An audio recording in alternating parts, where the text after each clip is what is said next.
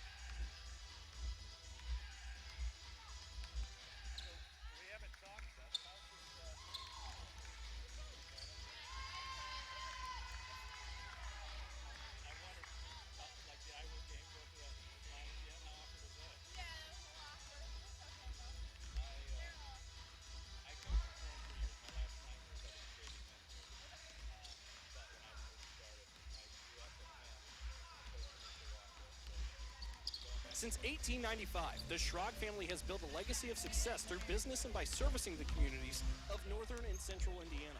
Centier's not-for-sale promise pledges to the communities we serve that we will continue to preserve independent banking in Indiana for generations to come. Centier Bank is proud to serve the communities of northern and central Indiana. Please visit Centier.com for more information, and don't forget to like us on Facebook, member FDIC. Every day, the men and women of the United States Marine Corps demonstrate their commitment to defend the American way of life. Since 1775, we have served our nation as a force in readiness. From combat operations to humanitarian assistance in every corner of the world. No matter where the mission takes us today, or wherever our country needs us tomorrow, we always remember the land we call This is a huge game for Mount Vernon as Marines, because we take a stand if they win, they remain for each other, tied for second within striking distance. So I'm going to talk about that in the open. Talk about the coaches had to drive the bus. the Marines. I saw the short buses out there, and I wondered, Their bus driver refused to drive. is that what happened on Saturday? I don't know what happened on Saturday. 'Cause it was better Saturday than it was today. Okay. I feel like it's been forever since you and I worked together. Is it the Marion game? Is that the last time we were together?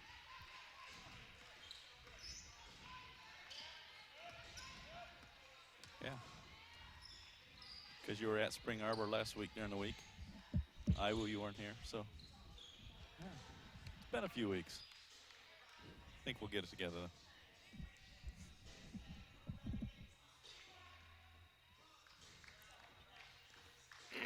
You know what I forgot to do What do you got? is to ask pronunciations. That's what I forgot to do. Doggone it.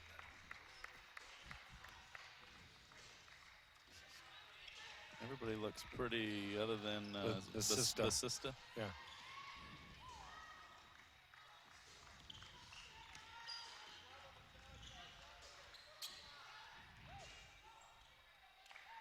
I guess AC Heinen and Tanner Shipper are no-go now.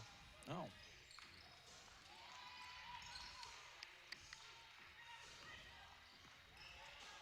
Grant Gaylor's still out, as far as you know? I didn't hear anything. No, I was To the over here. contrary. Yeah, I was over here Thursday or Friday. I was over here Friday I was dropping something off, and he was still out.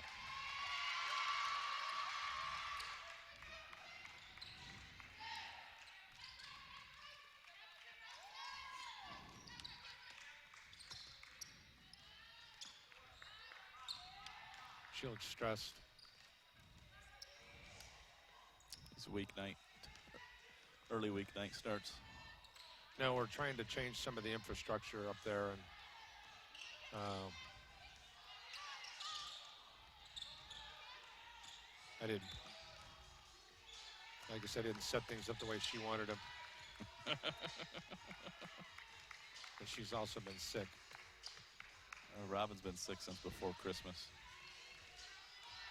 She coughs and sleeps. That's what she's done. That's Robin. She has not gotten sick, but she coughs, sleeps, has no energy. Right. She took 3 days off, and then she had obviously Christmas, New Year's, and so she's worked a few days, but In 4 minutes. yeah, so it's been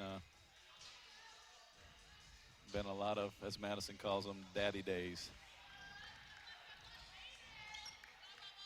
So luckily, Grandma and Grandpa help out. I took her up to Niles last night, so she spent the night there and spent the day there today, and I didn't have to get up and drive her to the sitter.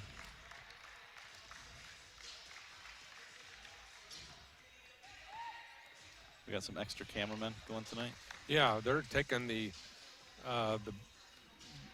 we're going to have a 3-camera shoot from here on in. Okay. So it sounds like he's really made some inroads with the TriCaster thing. So I think that's the short and long of things. Okay. So he's working at it. I'm giving them some love for that. He's had to learn it from scratch, and that's in my opinion, that's the most important way to learn it. When I talked to Tom, he said he was basically doing the job with 2 people, and he's got his hands full. Mm-hmm. What do you think of those nice banners up there? What banners? The NAIA Individual National Championship I didn't notice banners. those. Yeah, that's awesome. Those are zip printing specials. That's weird that I didn't notice that. I'm normally pretty observant. Chris was over Hold here. on a second. You know, I forgot to ask you, Amanda.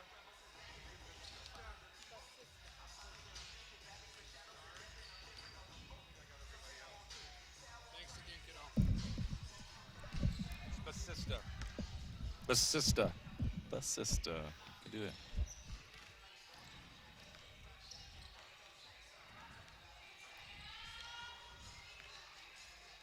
That good? Both of us?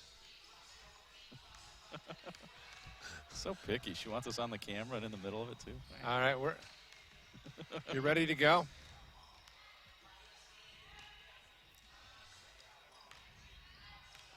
It's the Hall of Famer, Tony Natale.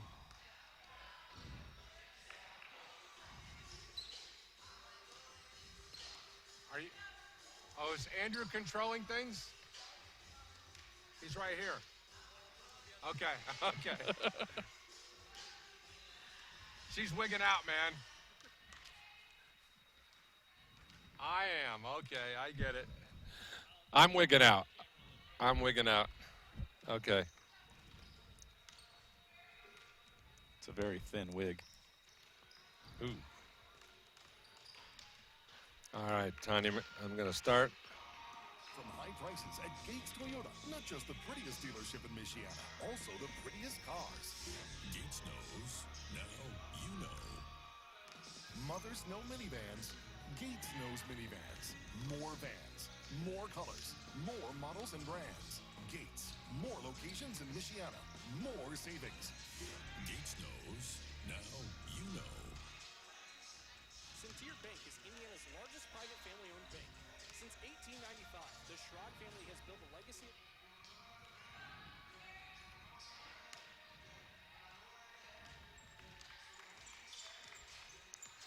Good evening, everyone. Welcome to the Regional Radio Sports Network. We're broadcasting live here on the Regional Radio Sports Network. Glad you can join us this evening. A snowy, cold evening here in Mishawaka. Winter has been a factor in education-based athletics, all kinds of athletics, and certainly been the case here lately. The Bethel College Lady Pilots will be hosting Mount Vernon Nazarene University Cougars here today. I'm Paul Condrey along with Coach Mark Gardner. Glad you can join us. The weather's been a big factor. As a matter of fact, for Mount Vernon, Amanda Short and company, they had to literally drive the van here to get here for today's game. Of course, this is a game that was rescheduled from Saturday's double dip that never really happened. So it's an interesting situation for Amanda and Nathan Short because now they find themselves in a position where they've already spent a good 6 hours driving. Now they got to coach, and they got to ride back. So it's an interesting night for the Mount Vernon Cougars. In addition to that, they're playing for something really, really special right now, Mark, because they're in a position right now with a win today. They'll be tied in second place in a really favorable position to be in that top 4 part of what is going to be the Crossroads League postseason tournament series. So an important game for the 13-6 squad and a team that is 5-2 in the Crossroads League for the Bethel Lady Pilots. They just need to get off the schneid. They've lost 4 straight games. There's a lot of things for you to talk about there. Coach will set it up. You can knock it out of the park. Well, from a driving standpoint, welcome to what it's like to be a JV coach. Been there, done that. And honestly, one of the hardest things to do was, especially in weather like this, you coach a game, you pour everything into it. You come up short or you don't play well. You're frustrated. Now you've got the safety of, in my case, 10 or 11 young men that I had to get home safely. And so for me, that was the hardest part of driving, was that you had to try and you had the driver part, and then you had the coach part, and then you had to try and turn the page again. And so, yeah, I'm sure getting here, their focus was on the roads and the weather, and now they've got to turn to X's and O's. And so good for a team bonding standpoint for the players, not so much for the coaches. As far as the game goes, you got one team that's fighting for home court advantage in the conference tournament, and one team that's just fighting to get into the conference tournament. So completely different ends of the spectrum. those top four. There's 5 teams right now in the conference that are playing real well. So that 4-5 matchup is going to be real important to have home court advantage when it comes tournament time. So you got Mount Vernon, St. Francis, Taylor, Iwu, Marion, all sitting there between, that 1 through 5 spot. So yeah, for Mount Vernon, a win tonight puts them in a good spot to, control their destiny. And Mount Vernon, of course, receiving votes in the last poll, and good for them, and good for Amanda and her squad. They have a very, very solid senior-oriented group. We'll hear some thoughts from Amanda here momentarily. But for the Bethel College Lady Pirates, they need to win a game.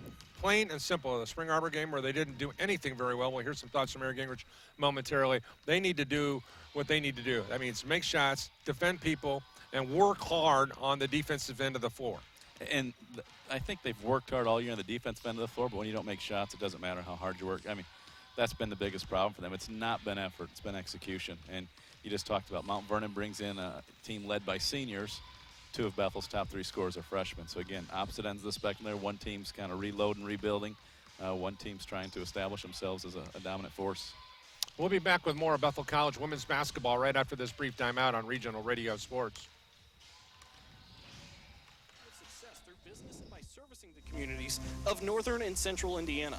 Centier's not-for-sale promise pledges to the communities we serve that we will continue to preserve independent banking in Indiana for generations to come. Centier Bank is proud to serve the communities of northern and central Indiana. Please visit Centier.com for more information, and don't forget to like us on Facebook, member FDIC. St. Jude continues to advance by increasing cure rates in childhood cancer. And donors are important to us because you get the feeling that you have a team behind you. When it comes to research and advancements, there are some things that only we can do because we have the resources and we have the focus. And so if St. Jude doesn't do it, who will? St. Jude Children's Research Hospital. Finding cures, saving children. Learn more at stjude.org. College basketball here today from Bethel College. It's been all about the snow the last week and a half here in northern Indiana and Ohio. Amanda Short joining us here today, Mount Vernon Nazarene Cougars women's basketball coach. Are you tired with about the snow and all the driving? Yes. I mean, obviously with the cancellation on Saturday and almost another postponed game today, just thinking of the weather. But, I mean, finally it's good to be here and we're ready to play this game. It should have been played obviously on Saturday, but I mean, college basketball in the Midwest, not much you can do about that. So it's good to be here. Well, it's my understanding you drove. Yes, you are correct. We were not, unfortunately, able to take a bus, which is obviously more comfortable for the girls. So we took one 15-passenger van for 14 people. So it was a little cramped, but we managed, and we're here safely, which is always a good thing. How much of this plays into the psyche of the student-athlete at this time of the year, Amanda? It's hard. I mean, that's one thing, even with the cancellation on Saturday, we're like, hey, like, we just got to overcome it. Like, we're just going to talk about overcoming adversity, and I'm sure that's what the Bethel is going to talk about, too. I mean, for them, for both of us, it's 3 games in 1 week, which at this time of the year, it's tough, especially when you don't play 10, 15 girls in basketball, so that's going to be tough for us, but can't make excuses and just got to rise above circumstances. For your team, it's really kind of in that must-win type of situation because you're fighting for a home game in the postseason tournament series. So a stumble here, a stumble there, and next thing you know, you're on the road someplace. So talk about the sense of urgency still. Yeah, I mean, that's huge, like you said. I mean, whether we're playing the number 5 team in the nation, Marion, or Iwu, who's currently the number 1 team in our conference, or playing the bottom team in our conference, like, it doesn't matter. We have to come because any given day, like, someone's going to be upset eventually. We just have to make sure that that's not going to be us, whether it's the road game or not. And I mean, we're already at a disadvantage traveling today in the snow, in a bus, or not in a bus, in a van, all that kind of stuff, but it can't matter. So like you just said before that, like, we have to overcome that stuff. But I mean, my girls better be pumped up for this game, whether they're tired or they're not tired, because like you said, it means a lot to us, and every game from here on out is going to be huge to clinch that 4th spot, possibly even better. All right, the play of the guards for the Cougars has been outstanding. It's really been the reason you're here right now. I mean, you're in striking distance right now of, a win today and you're tied for 2nd place. I mean, that's the reality of it is. So, but the guards have been dynamite. Talk about the importance of having a couple seniors who've just been steady as you go, and some underclassmen have stepped up. Yeah, it's been great. We have a really good mixture. Obviously, like you just said, upperclassmen and a lot of either than that, because Cassidy Kane has been out for a while, and then Rachel Park's been out all season, so it kind of skips from seniors all the way down to sophomore and freshman. But for us, I mean, having Nat Carpenter and Sierra, for the most part, pretty consistent all season, has allowed us, going into games, kind of knowing what we're going to get. And then freshmen, I mean, maybe there's some inconsistencies there, but at the same time, someone always steps up some game, which has been a reason why we have won, whether it be Taylor Gregory, Nora Hopkins, Rachel Perry, some great defense from Elizabeth Fee, all freshmen. So that's also been huge for us. Like, there's always someone who's going to step up. We just don't know who it is, but there's always been someone. All right, let's turn our attention to the opponent tonight. Obviously, Cam Glenn can play with anybody in the league, but she needs a lot of help. And teams have, we're going to give Cam anything she wants and then stop the other four. Teams have said we're going to double Cam and we're going to make everybody else speak. So the mindset from an opponent standpoint has been a little bit different as we've gone around the league. Your thoughts on what you have to do to beat this team today? Yeah, I mean, for us, we're pretty strong offensively, so we just have to make sure that our focus is on the defensive end. Because, I mean, Cam is a great player. She's quick, she can shoot, she can drive, and I think her game on the outside has become a lot better than it was even last year. So, I mean, I'm very confident in our defender who's going to be guarding her, Danny Ellerbrock. She's also very quick. So right now, we just got to stop everybody, because I feel like in our league, all of a sudden you'll get a random girl, maybe it's even someone off the bench, who scores 5 for 7 3-pointers all of a sudden or something like that. So we just want to make sure that focus-wise, we want to treat everyone like Cam in a way. Like, we're going to stop our own player. Yes, there has to be a little more focus on her and a little more help on drives and stuff like that. But I think overall, if we can stop everybody, I know it kind of sounds dumb, but if we can step up and just stop our own players, then we are going to be okay. But the focus is definitely on number 12, Cam. Safe travels home. Yes, thank you very much. We'll be back with more College Buckets right after this on Regional Radio Sports. Glad you can join us here for college basketball. I'm Paul Condry, the voice of the Pilots, along with Coach Mark Gardner. Glad you could be with us here today.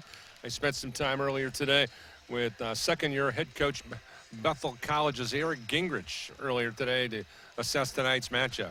College basketball here today. Mount Vernon Nazarene University in town to take on the Bethel College Lady Pilots. How about some snow and more snow and then some more snow?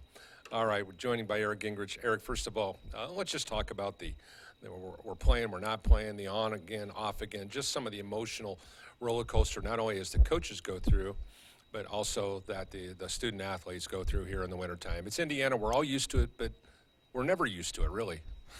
Yeah, our girls were ready to play Saturday. They were pretty bummed. We just had to talk to them and say, hey, it is what it is.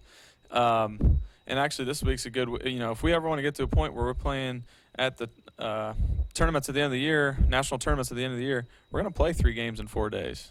So this is actually a good test for us. How do we respond to some fluctuation in schedules, playing different start times, and they responded pretty well Saturday. We had a decent practice Saturday, and I think they were ready to get back out on the court after what happened last Wednesday, and so I think more than anything they were bummed about that. But I think they're ready to go. They're in the right mindset tonight. All right, let's just go back and reflect back on the Spring Arbor game and your thoughts on your team's performance. What were you pleased with? What were you not happy with, if you will? And as you look forward, what is correctable? Yeah, I mean, honestly, I don't know that there was anything I was pleased with. We went through and watched the whole film together as a team. We didn't help at all on defense. The talk was non-existent. That's all correctable. That's all controllable. It wasn't anything the officials did to us or anything like that. We weren't in our help on the weak side. We gave up lob after lob into the inside, and no one talked on screens. And then that affected us on the offensive end. We just kind of lost our will to fight because we just weren't getting stops on the defensive end. We didn't execute well down there, save but maybe 3-4 possessions the whole game. It was just a lot of one-on-one, a lot of people standing. And players have to make plays. I mean, it's not like you got to run offense just, ad nauseum. But you can't try and go down there and create for yourself every single time. We got to get the ball moving again. We got to see cutters on time, hit them on target, instead of being late with our passes and late with our reads. So there's a lot of correctable stuff from Spring Arbor, and frankly, we're just ready to get that bad taste out of our mouth. All right, let's turn our attention to Amanda Short's team, the Mount Vernon Nazarene Cougars, your opponent today. Really having a pretty solid year right now, sitting in the third place right now in the Crossroads League.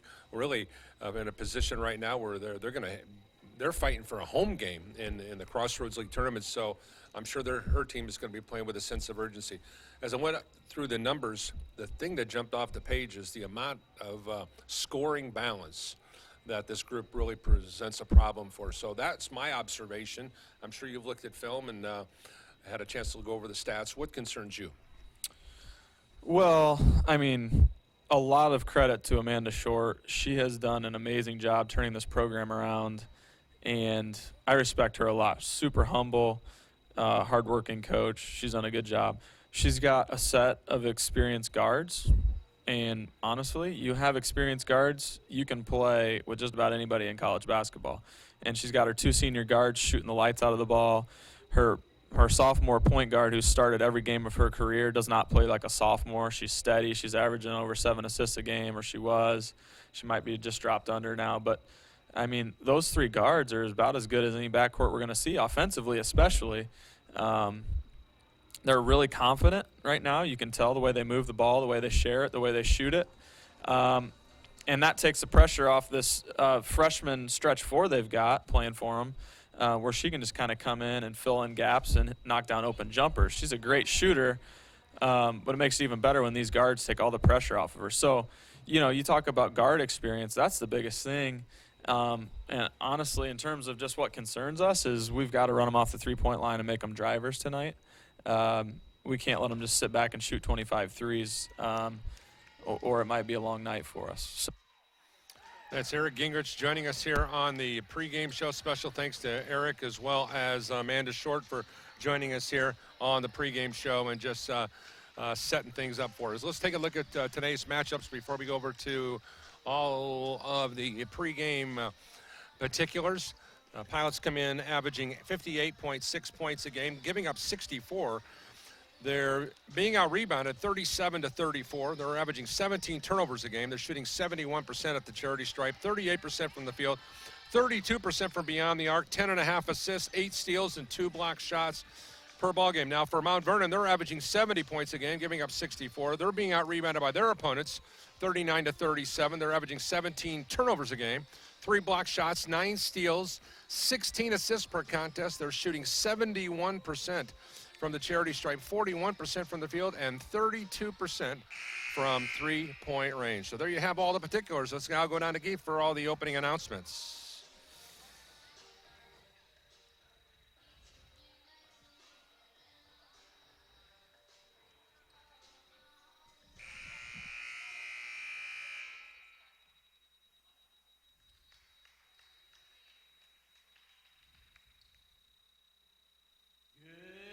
Ladies and gentlemen, and welcome to the campus of Bethel College for tonight's contest between the Cougars of Mount Vernon Nazarene University and your Bethel College Lady Pilots.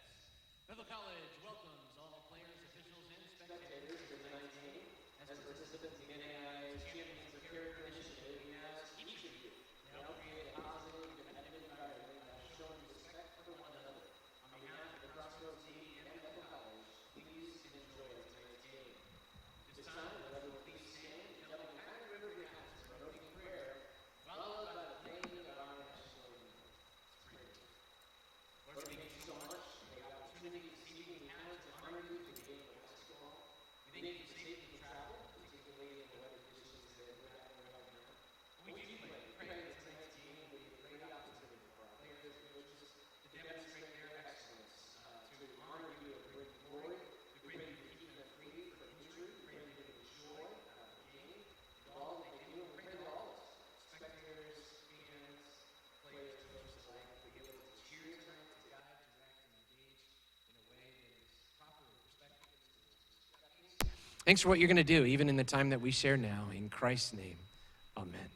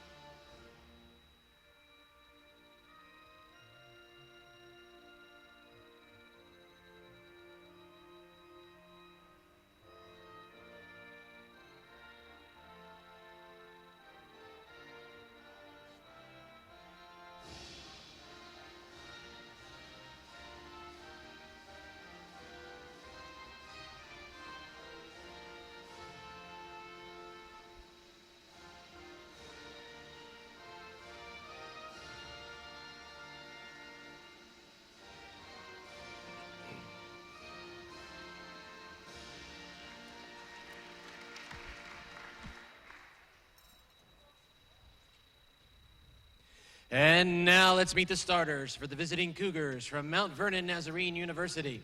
A 5'6" sophomore from Ottawa, Ohio, number 12, Danny Ellerbrock. A 5'6" senior from Mount Vernon, Ohio, number 22, Sierra Basista. A 5'5" senior from Johnstown, Ohio, number 32, Natalie Carpenter. A 5'9" senior from Friendly, West Virginia, number 33, Sophie Kennard. And a 6'2" freshman from Mount Vernon, Ohio, number 34, Taylor Gregory. Head coach for the Cougars is Amanda Short, assisted by Nathan Short, Breckley Ernie, and Natalie Thomas.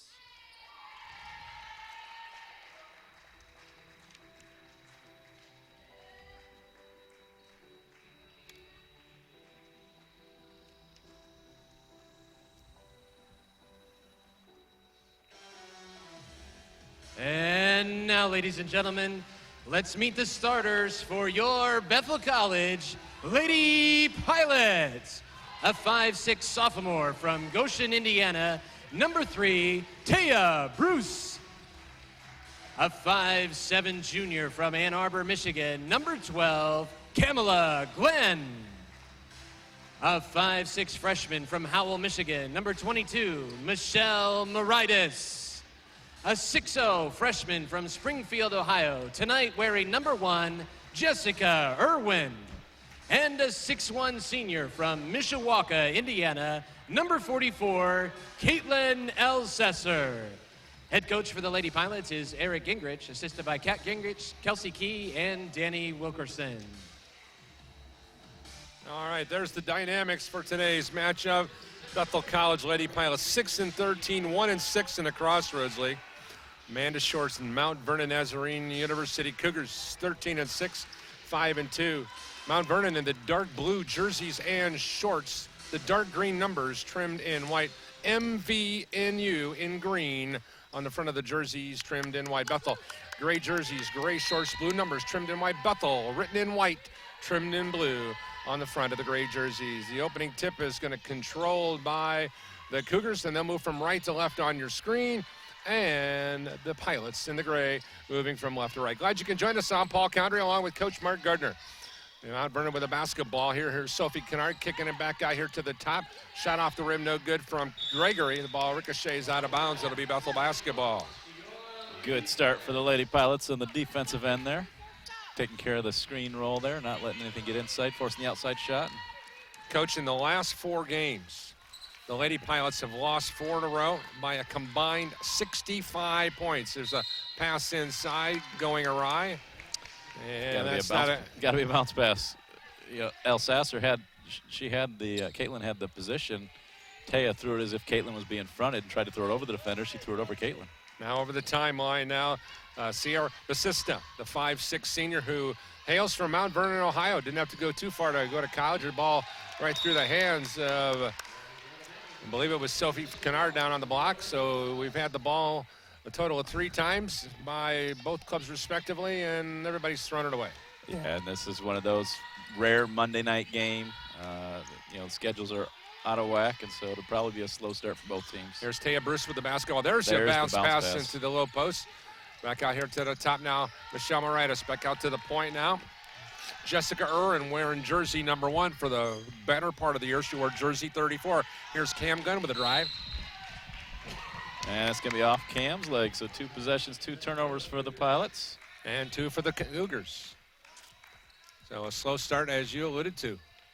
With the basketball now, here's Sierra Basista over the timeline now into the forecourt. Now comes cross court here to the near side, Ellerbrock. Ellerbrock in between the rings. Fakes to the right, now goes right. Hands it off on the far side now to Carpenter. Gives it off at the point now here to Kennard. Kennard loses the handle on it, but tracking it down is Taylor Gregory. 7 on the shot clock. And a traveling call. 5 possessions, 5 turnovers. No spacing there for Mount Vernon. I was talking to assistant coach Nathan Short. He and I coached against each other. He was a Grace JV coach for a time, and he said they really need a win, but he's really concerned about the trip over here and the girls just not being ready.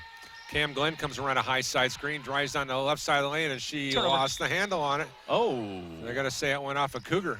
Somebody should help him out because Cam just tripped and threw it out of bounds. And it'll be BC basketball to inbound to the right of the lane. I mean, I'm all in favor of calls going our way, but they got that one wrong, I think. There's the ball out here on the perimeter. Michelle Moritas, little jab step, dribbles in the lane. Tries to go around the screen, gets over to Taya Bruce in the far wing. Now into the low post to Alsasser. Alsasser waiting for a cutter. Caitlin to the goal. Right-handed shot, no good. Alsasser taps it out. And for the first time tonight, no turnovers on a possession. There we go. Good post move, just couldn't get his fall. Carpenter with the basketball, goes in the deep right corner. Now back here on the wing, top of the circle, now here to Basista, inside of the low post. Gregory, flash pass over to the far corner. 3 on the way, picture perfect. Well played by Natalie Carpenter. Her 34th triple of the season, 3-0 Cougars. And then the ball's tipped away by Ellerbrock, so Powell to maintain possession, but yeah, you see why she's a 30% three-point shooter. Nice catch and shoot, nothing but net down there for Mount Vernon. Glenn to inbound right in front of my vantage point, along with Coach Short. And now here's the ball on the right side, Glenn, and now back to Moritas. Back to Irwin on the far side, now to Bruce. Michelle Moritas at the top of the ring now. Looking for some ball reversal to the point, now to Bruce. Bruce wrap around to the high post, tracked down by Irwin. Irwin now to the high post, Alsasser. Caitlin drives. Shot no good. Rebound ricochets out long to Carpenter. Carpenter on the breakout. Natalie to the goal. Drives, shoots, missed the shot. Cam Glenn with the rebound. Cam's going to run down the floor. Cam drives, throws up a prayer, no good, and a foul whistled. And they're going to say a foul whistled on Mount Vernon's Taylor Gregory. Oh, that was a late. And at the 7:03 mark of the first quarter, Bethel will have an opportunity to enter the score sheet as the free throws forthcoming for Cam Glenn, a 5'7" junior from Ann Arbor Huron High School, who's starting her 20th game of the year, and it's now a 3-1 ball game. Late whistle there, which is what Coach Short was questioning. Kelsey Brickner checking into the ball game now. Probably a much better offensive option than Alsasser. And now it's a 3-2 ball game. Caitlin averaging 7. And just by the numbers, Kelsey averaging 10.5. Here's the ball into the deep left corner. Here's a drive inside the lane.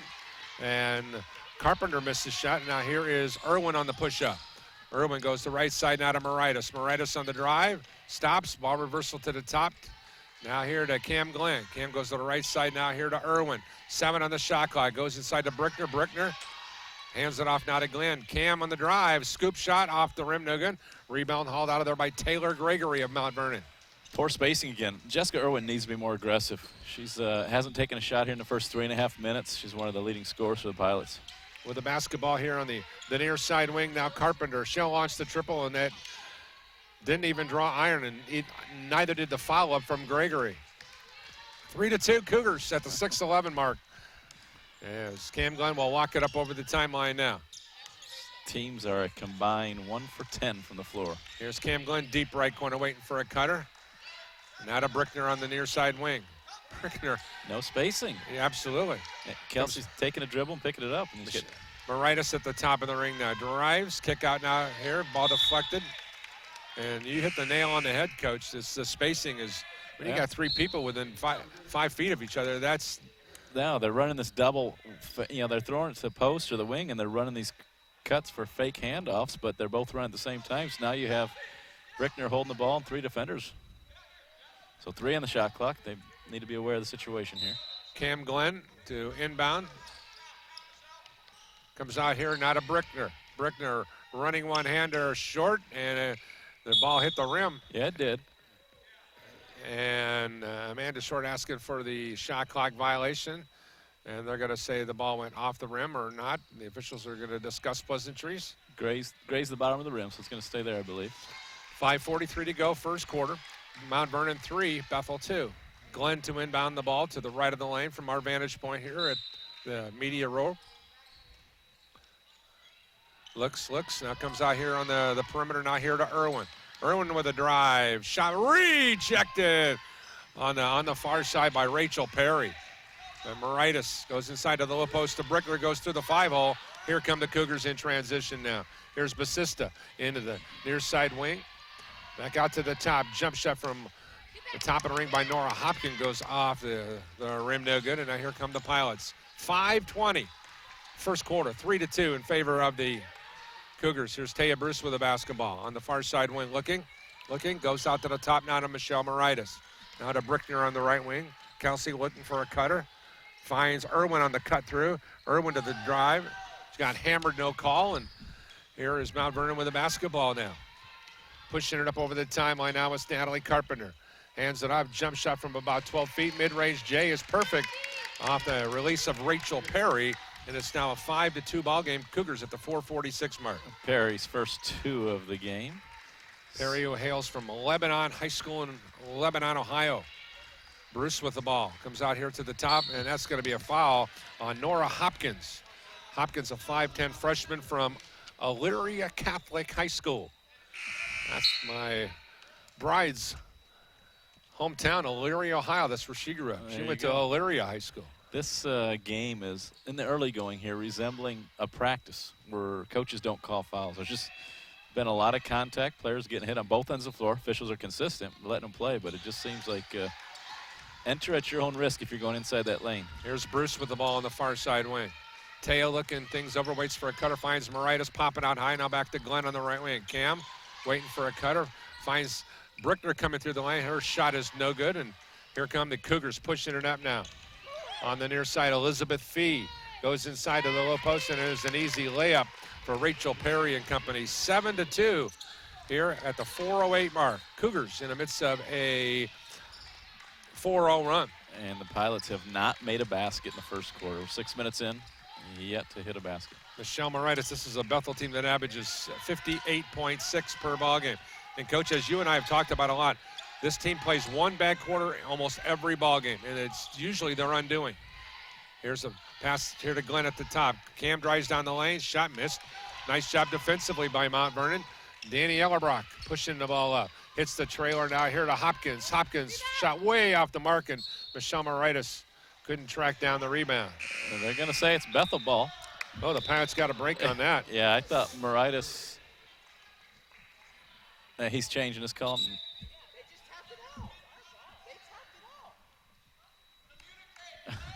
As Taya Bruce to inbound the basketball. And Amanda's right. That should have been her ball. Yeah, that's 2 times now. I believe the Pilots have hit the ball out of bounds, and it's been given to the Cougars. Rebecca Schemmerhorn in the ball game now at the top of the ring now. Good jump pass. pass inside to Brickner, and she scores the layup at the 3:18 mark. That's Bethel's first field goal. Bethel a 7-4 trailer. Becca's 8th assist on the season. I'll tell you, she's gotten better and better as the years gone on. More playing time she gets, the more she contributes to what's going on out there. Ellerbrock with a drive, cut off, hits the trailer. Perry coming down the left side of the lane, and a whistle inside, and a foul called on the Pilots, Jessica Irwin. That'll be the first foul on the Bethel Pilots, and it's here at the 3:02 mark. That'll send Perry to the line. She's another one of those talented freshmen in the Crossroads League, averaging almost 8 points a game. She's got 4 already today. And the key thing with her is she's averaging 5.5 rebounds a game, too. Her free throw is no good. She's a 59% free throw shooter, so she's going to need to improve those numbers for putting her into that Crossroads Elite yet, Coach. Yeah, and you've got the same thing. Basista is averaging 10 points a game, and she's only shooting 58% from the foul line. It's a lost art in today's game, unfortunately. 2 missed free throws there for Mount Vernon. The Pilots with an opportunity to get within 1 or tie with a field goal or a triple. That ball was deflected out of bounds, and Taya Bruce to inbound on the far sideline. Pilots have lost 4 consecutive ball games. Their last win was against Kaiser University. As a matter of fact, the Pilots have not won in the calendar year 2018. Turnover number 4. Bethel. This Mount Vernon team, since the start of the year, is 2-1. They lost 72-50 to Indiana Wesleyan. Had a big win against St. Francis earlier. Then, of course, they followed it up with a shellacking of Goshen the last time out. Here's Gregory coming out here high, now to Allerbrock. Allerbrock drives to the left side, puts on the brakes. Ball reversal to the top now here to Fee. Fee on the dribble, swings it into the deep right corner. Triple on the way, picture perfect on the far side for Natalie Carpenter, her second of the ball game, and 35th of the year, 10-4. Shot it from the same spot And Elsasser was just sagging too far into the lane. That's a bad matchup defensively for the Pilots. If Caitlin's going to sit in the lane, then Carpenter's going to get that shot all night. Brickner with the basketball right here to Schimmerhorn. Schimmerhorn looking for some help. Really late in the opportunity to go ahead. The ball in the low post and just didn't get it to her. Here's Brickner back out top to Irwin. Irwin on the drive down the right side of the lane. Running left, right-hander good. As the horn sounds here for a substitution and a timeout, Bethel College. It's a 10-6 lead for the Mount Vernon Nazarene Cougars. Glad you could join us here today on Regional Radio Sports for College Buckets. Reminding you that yours truly will be in with the Pilots men's team tomorrow, along with Steve McIntyre down at Upland, Indiana, as the Bethel men's team will try to make it 2 in a row over the Taylor University Trojans men's game. And then, of course, Mark and I'll be back with you on Thursday as the Mount Vernon men will make the trip back here from Ohio to Mishawaka, Indiana. Well, of course, that game is a 5:40 Eastern time pregame start. And then, of course, on Saturday, we'll be on the road double dip. The University of St. Francis, who lost a heartbreaker on the men's side to Indiana Wesleyan, a game where they had in control until about the final minute and a half and let it get away and then won it in overtime to Indiana Wesleyan. So that's the schedule for the week. That ball was a little high on the dribble for Elizabeth Fee. Back here on the left side now, Gregory lost her footing, swings it back out here, not a Fee. Fee around the right side, stopped there on the dribble. Looks for a ball reversal, skip pass over here to the near side, now to Kane. Back on the right side, jump pass hits off the noggin that time of Irwin. Shot clock winding down. Here's a drive, bounce pass inside. Cam Glenn is there with the steal. Now to Irwin. Irwin up court quickly Nice to pass. Richter, and she missed the easy shot. Oh, she threw that one. That was a little. Drew Breeze laid that right in the pocket there for her. She's got to finish that. Elizabeth Fee, at least the defender was there. Unlike last night. Here's a Cam Glenn with a great play defensively to come over on the weak side to create the steal. The Pilots a 10-6 trailer, but have the rock in. Michelle Moritas gives up the rock, goes inside now to Irwin, and a whistle inside on the hold. Yep. Any Saints fans tuning in tonight to watch us are thinking, boy, if Cam Glenn was out there yesterday, we'd still be playing. Absolutely. Chris Hess, of course, who grew up in Minnesota, their Bethel golf coach here and assistant athletic director, is proudly. Pretty sure I could hear him yelling. He lives about 10 houses down the road from me, and I'm pretty sure I could hear him yelling. You could hear him outside yelling, "Skull, skull." Man. Yeah, it was what it was. I had a chance to cover Drew Brees his entire time when he was at Purdue under the legendary Joe Teller and company, and I cannot tell you I've ever been around a more classier individual than Drew. From the time he came in from Texas, he was a classy guy. Yeah, happy for Vikings fans, disappointing for Drew Brees, and it's just one of those things in sports that play will be talked about for years to come. Lady Pilots, much like the men's team for Bethel, struggling to set screens underneath their own basket. There's a pass inside, a right-handed layup good for Rachel Perry, and it's now a 12-6 Cougar lead with 39 seconds to go in the quarter. With 6. And there's another turnover on the Pilots. 6 turnovers on the Pilots. Up court quickly, Perry hits the trailer out here to the top. Kane goes to the right baseline. Here's a drive. That's a travel, no call. There's a pass to the top, 3-point shot, no good. Rebound, Michelle Moritas. Now Moritas needs to just take it to the rack there, Coach. Coach was yelling, hold it up the whole time, and so she was listening. I think her mindset was get to the rack as well, but she. Irwin back to Moritas. Back here to Irwin. Step up triple. Good. Irwin helps close the gap to 12-9 at the end of one. As poorly as the Bethel Pilots played, they're within striking distance, only a possession behind.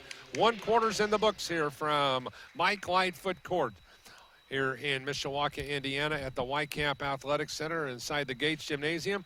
Mount Vernon 12, Bethel 9. We'll be back with more right after this brief timeout on Regional Radio Sports. Did you know that Gates Toyota has over 100 certified pre-owned at one Southside location? Just over the hill from high prices at Gates Toyota. Not just the prettiest dealership in Michiana, also the prettiest cars. Gates knows. Now you know. They say growth is a journey and not a destination. At Teachers Credit Union, we agree. Helping our communities grow has been our mission ever since we began our journey in 1931. And supporting our members' growth has helped us to become Indiana's largest credit union. And we're just getting started. Whatever you want to grow, Teachers Credit Union is ready to help. Visit a branch or tcunet.com today. Teachers Credit Union deposits are federally insured by the NCUA, and we are an equal housing opportunity. Welcome once again here. A special thanks to Brad Foster, Zach Miller, and Clay Seidenbender for their work here today. Doing wonderful work on the cameras. Of course, Andrew Bowen and the legendary Tanya Condry. Let's take a look at our stats here in the first quarter. I meant to mention this during the abbreviated pregame show, but of course, coming up on Wednesday, this is the only game, obviously, in the Crossroads League tonight. It's Grace at Indiana Wesleyan. Bethel will be at Taylor. Spring Arbor will be at St. Francis. Goshen will be at Huntington. Marion will be at Mount Vernon. That, of course, that Wednesday game always will be an emotional one forever, because that's when the Lady Pilots will engage the Hall of Famer Jody Martinez, and Natalie Young will be looking forward to welcoming the Lady Pilots to the Yodel Gymnasium at Paul Patterson Court. And that team is playing well right now. Right now, Bradbury was named the Crossroads League Player of the Week. Here is Maritis with a pass inside to Irwin. She was hammered, no call. And here come the Cougars from right to left, pushing it up over the timeline now. Here's Basista over here on the near side wing. Goes into the deep left corner, a little jab step. And here's a nice job by Schimmerhorn getting her hand caught in the cookie jar, but no call. And here's a three from the top by Basista, and she knocks down her 40th triple of the year. And it's now a 15-9 Cougar advantage. 40% three-point shooter, and that was a sloppy possession. Wasn't how you drew it up, but the end result was exactly what you wanted. Here's Cam Glenn with the basketball. Only free throws on her resume today. Yeah, Cam Glenn is 0 for 2 from the floor. The Pilots are 3 of 13. Here's a pass inside. Brickner was hammered inside by 6'2 freshman Taylor Gregory. And substitutions forthcoming for Mount Vernon. As going to the line will be Kelsey Brickner, who is playing in her 19th game of the season, a 5'11 freshman who did her prep work at Northridge High School out in Middlebury, Indiana. She's an 82% free throw shooter, and she converts her first option. She's averaging on the year 10 points, 4 rebounds, 1 steal, and 1 assist. And Pilots within 5. One more opportunity for number 30. She hits this one hard off the iron, so 1 of 2 for Brickner. 5-point Cougar lead. They have the ball in hand. Here's Carpenter going here inside, the ball deflected around, and Cam Glenn comes away with the errant pumpkin. Here's Cam to the goal, running one-handed from the left side. Score it.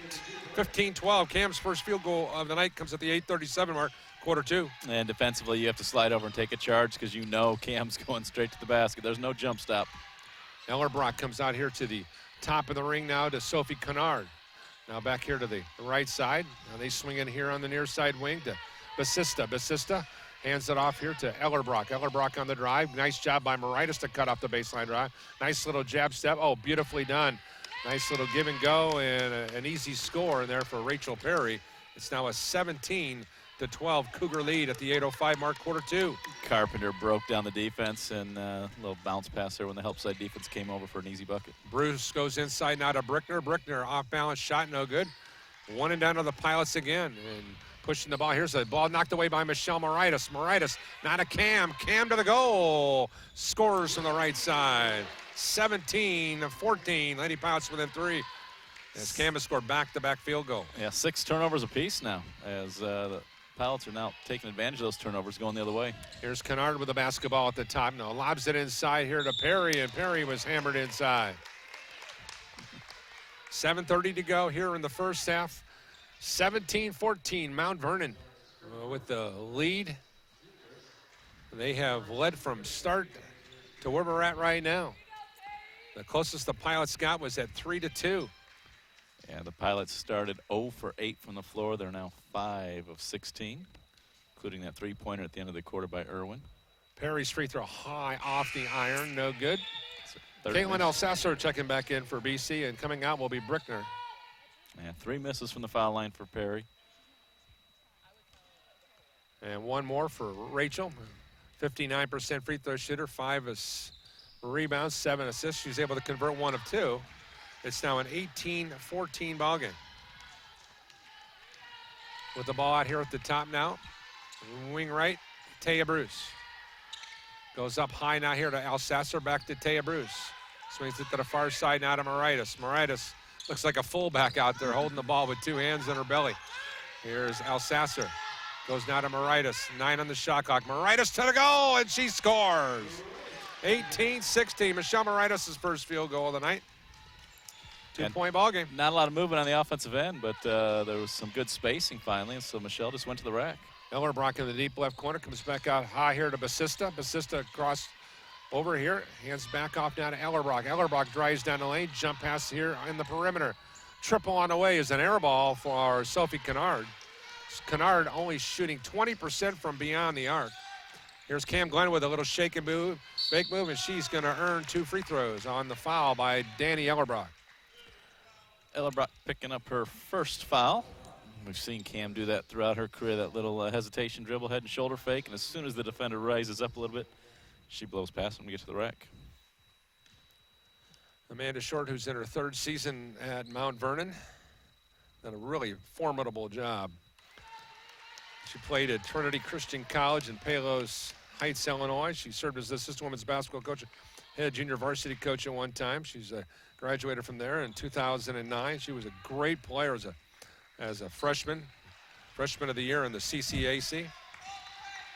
18-18 ball game after a pair of free throws from Cam Glenn, and for the first time tonight, we're even.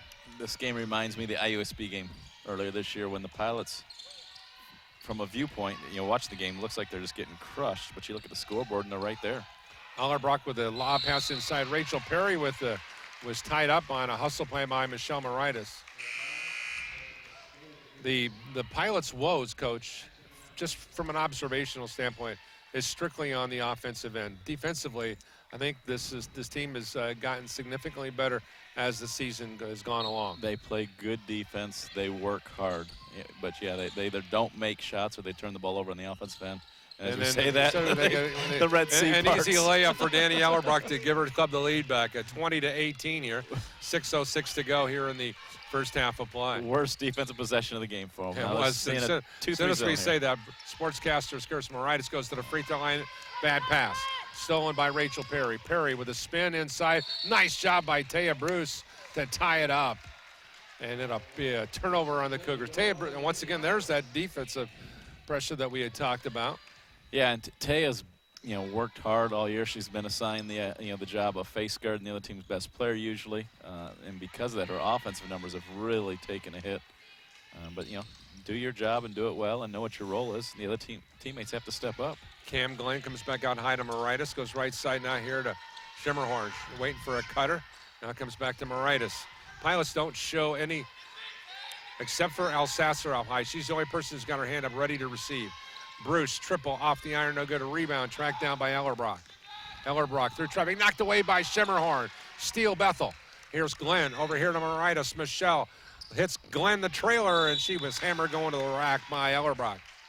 It's going to be Ellerbrock's second foul. Cam will head back to the line where she's 4 for 4 tonight. And now the Pilots with an opportunity to tie things up with a pair of free throws. And as we alluded to, Coach, the Pilots already right now with 9 points here in the quarter, and we still have 5 minutes and 17 seconds. They had 9 at the end of one. And that was a three-pointer at the buzzer. They had Right. 6 in the 7:57. 20-19 Mount Vernon here with 5 minutes and 17 seconds. You're right, Rebecca Shimmerhorn has improved dramatically as the season has kind of moved itself along. Yeah, we've talked about the importance of their bench getting deeper, and she's added that extra player right now. Cam's free throw on the way. Good again. She got the shooters rolling. We're deadlocked at 20 all. So Irwin checking in here. Remember I said at the 6-minute mark of the first quarter she hadn't taken a shot yet. She needs to be aggressive. She ended up knocking down 2 of 3 shots at the end of the first quarter. She's 0 for 1 this quarter, but she just has to have a shooter's mentality in this team. And again, her teammates need to understand that's her role. Get her the ball, let her shoot. There's a ball into the hands of Carpenter on the far wing. He crosses over, backs it out, goes deep right corner. Triple on the way. Nothing but the bottom of the net. Basista with a 3 ball, giving the Cougars a 23-20 advantage right around the 5-minute mark. Cougars have hit 4 3-pointers, 5 2-pointers tonight, and 3 of the 4 threes have come from that exact same spot. There's another turnover. Rickner throws it away. She set a zig. There's a pass up court quickly to Basista. Turns, shoots, missed the shot, rebound. And fortunately not getting called for over the back was Nora Hopkins. But it's Bethel basketball nonetheless. Here, Gingrich coaching him up. Coaching him up. Oh, here's Moritas over the timeline now. Over to Taya Bruce. Bruce on the far side wing. Looks. She'll launch the high arching triple. No good. The rebound comes out long. Now here's the pass that's over. the offense coach was looking No. for. Basista with a basketball. Right, a high side screen. Nice job by Brickner to flare out. She stops the penetration. Now basketball here to the hands of Hopkins. Hopkins at the top. Bounce pass to the right side. Now here to Carpenter. Carpenter hedges off the screen. Looks. Goes back to Hopkins on the right wing. Wrap her out inside high now to Perry. Back out 8 on the shot clock now. Carpenter. One-on-one here at the top. Crosses over. Drives down the lane and a foul. Pilots bail her out. Everybody's going for a block shot, yeah. There's a Bethel team who came into the game, coach, averaging 2 block shots on the season. The reality of it is you're not going to block any shots. Now, there were a few options there, possibilities to just slide over and take a charge. Free throw on the way, in and out, no good. Mount Vernon has been their biggest enemy. They have not been able to shoot free throws, Coach. Natalie Carpenter missed one here, and she's an 81% free throw shooter. And that's Irwin's second foul, so she'll head to the bench probably for the remainder of the half. If Mount Vernon just shot at 71%, they'd have a nice lead here. Instead, they only lead by 4 at 24-20. They're in the midst of a 4-0 run here at the 4:01 mark. Yeah, if you're the Pilots, you're shooting 32% from the floor, and yet you're only down by 4. You've turned the ball over Taya 9 Bruce times now. Drop the ball. Here come the Cougars. Carpenter lost the handle ball. Ricochets out here long. And Kennard tracks it now. Sophie Kennard looks right, goes left now. Hands it off to Basista. Basista had it knocked away by Moritas. Moritas, great defensive pressure. And we got a jump ball. And a timeout, Mount Vernon. Good hustle by Moritas and Schimmerhorn. Schimmerhorn got hit in the face. Heads up play by Coach Short, calling for the timeout as well, realizing that every possession is big. 3:35 to play. Pilots trail 24-20. We'll be back with more of college basketball live from the Gage Gymnasium here. Crossroads League Buckets coming your way on Regional Radio Sports. This is boot camp. This is the real thing now. You've never done anything so hard in your life. You don't understand how you can finish. It takes inner strength and desire to become a Marine. When I finished, I was like, I did it. The moment I will never forget is when this drill instructor that I admire so much comes up to me and said, "Good morning, Marine." PFC Summer Volkman became a Marine. Can you? Visit Marines.com or call 1-800-MARINES. Back here at Mike Lightfoot Court, Paul Condry along with Tiny Condry. Coach Mark Gardner with us here tonight. A blocking foul whistled on Bethel on the dribble drive down the right side of the lane. Right idea by Taya Bruce. Unfortunately, she was underneath the basket inside the circle, so she can't draw the charge down there. And going to the line again will be Carpenter. Carpenter, the last time out, was 1 of 2. The right-hander knocks it down. She hails from Johnstown Monroe High School in Ohio. She has started all 20 games for Amanda Short and company. Now it's a 25-20 ball game, and one more forthcoming, and that one was right on the money. 26-20 in favor of the visitors from Mount Vernon, Ohio. Carpenter and Perry have 9 points each. Here's a drive. Bruce throws it away. And they're going to say it was deflected. I was fighting through a double screen there, Coach. Yeah, Perry's nodding her head like she tipped it, so 20 on the shot clock. Cam Glenn goes in the backcourt now to Moritas. Michelle goes back to Kim on the far side wing. Now here's Bruce at the elbow. Back to Cam on the far wing. Now to Taya in the corner. Taya, triple, perfect.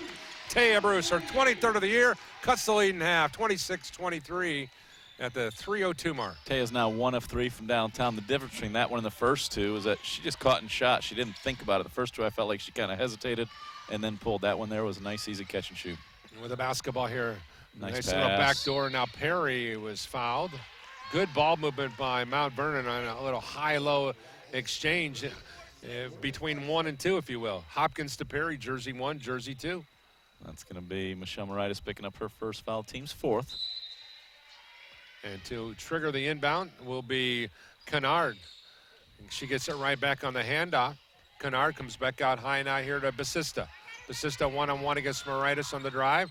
Goes left side now to Hopkins. She'll launch the three and knock it down. Hopkins on the year now with 15 triples, 29-23 Cougars. They are now 5 of 11 from downtown. Schemmerhorn skips past here to Taya Bruce. Taya triple bucket as the teams exchange 3 balls. 29-26 Taya with back-to-back 3 balls. Same spot, identical catch and shoot look for Taya Bruce. With the ball here on the left side wing, Basista goes into the corner. Skip past it, and Cam Glenn with the deflection to knock it out of bounds. There's that athleticism of Cam Glenn. Elsasser out, back into the contest now. Northridge product Kelsey Brickner. Cam reading the passing lanes again. We saw her get the steal earlier. That time she's got the deflection. 29-26 Mount Vernon with the basketball and the lead. Here's the ball at the top now, Sophie Kennard. Kennard hands it off now to Carpenter. Carpenter drives through a double team, stolen away by Cam Glenn. 2-on-1 developing. Cam hesitates, lost the handle on it, and a foul called on Cam Glenn. That's going to be 2 shots going the other way. Now it's going to be 5 team fouls. That's unfortunate. You're heading this way thinking you're getting a layup. That little hesitation move was really not effective at that point in time. Yeah, the scoreboard said 4 before that one. The looks on the officials as they come to the bench, and they are going to shoot. That's a correctable error. And the official looked at the Amanda Shorten said, "That's my mistake," because I looked at the board. Should be. I think it should be 5 and 3. It was 4 and 3. They put it on. There you go. Yeah, they put the foul up. So when the officials looked at the board, they both said 4 and 4. So 1:49 to go here in the first half. Cougars with an opportunity to extend their advantage as Perry goes to the line. She's 1 for 4 tonight, so I don't know if this is a good place for her to be. Free throw on the way, no good. Oh, friendly roll. Got the shooter's roll. Both of her makes have been that way. They've looked off, and she's got about 3 bounces off the rim and got it to fall. The footwork is she needs more bounce with the left foot. Free throw on the way, good again. 31-26. Both look like nothing but net in the scorebook, though, right? That's right. Here's Schemmerhorn with the ball, handing it off to Moritas. Moritas quickly. Ball reversal. No, she'll go inside now, and a foul whistled on Mount Vernon. Who's the whistle going to be on? That's going to be on Perry. It's going to be her second. Team's 4th foul. And that'll bring Madison Neer off the bench. Neer, a 5'11 sophomore from Apple Creek, Ohio. Did her prep work at Waynedale High. And it'll be Bethel's Cam Glenn to inbound to the right of the lane. Cam looks, goes inside to the low post to Taya Bruce, and Taya lays it up and in. 31-28. Pilots within 3.